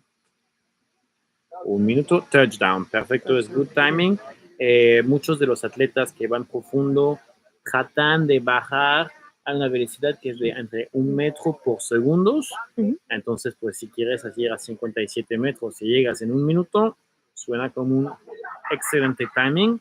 Luego, pues es importante encontrar también un buen ritmo para que no te cansas tanto. Claro, y depende de la disciplina también, ¿no? Creo que Claro. algo que te hace, la monoleta te hace volar y tienes que ser muy eficiente con la ecualización o esto te puede rebasar. Claro, claro.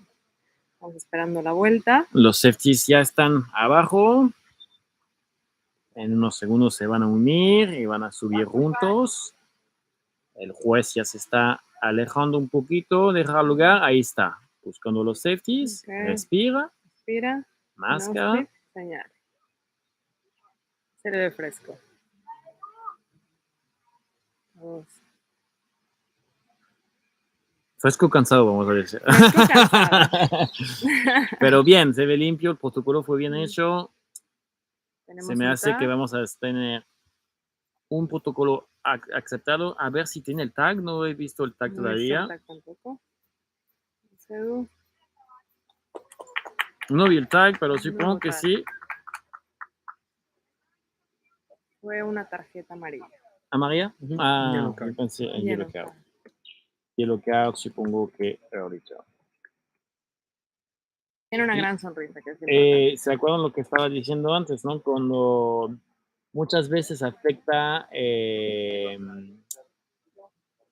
lo que acaba de pasar. O sea, si la persona antes se dio tarjeta blanca, se empieza a tener tarjeta blanca, ya estamos entrando un poco en una serie de early turn. Early turn. Algo que alcancé a escuchar que mencionó ahorita es se tragó el mouthfeel. Esto quiere decir que la ecualización que tenía preparada para llegar a la profundidad planeada, entonces los early turns en este sentido es la mejor opción para no arriesgarse a un squeeze.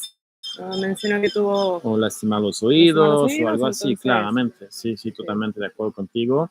Entonces, ¿cuál es el concepto del mouthfeel? Muchas veces mucha gente habla de eso. Es un tema que regresa muchísimo en la apnea. Es una técnica que se utiliza, digamos, a partir de 40 metros. Antes de esta profundidad no tiene mucho sentido de practicarlo y le recomiendo entrenar con una ecualización clásica, pero cuando van a llegar a una profundidad así de 40 metros, la presión es tan importante que el aire que tú tienes adentro ya está tan comprimido que va a costar usarlo para ecualizar. Claro. Entonces lo que van a hacer los atletas es mandar aire de vuelta en la boca antes que se termina este aire. Y cuando un atleta dice que se tragó su mouthfeel, significa que simplemente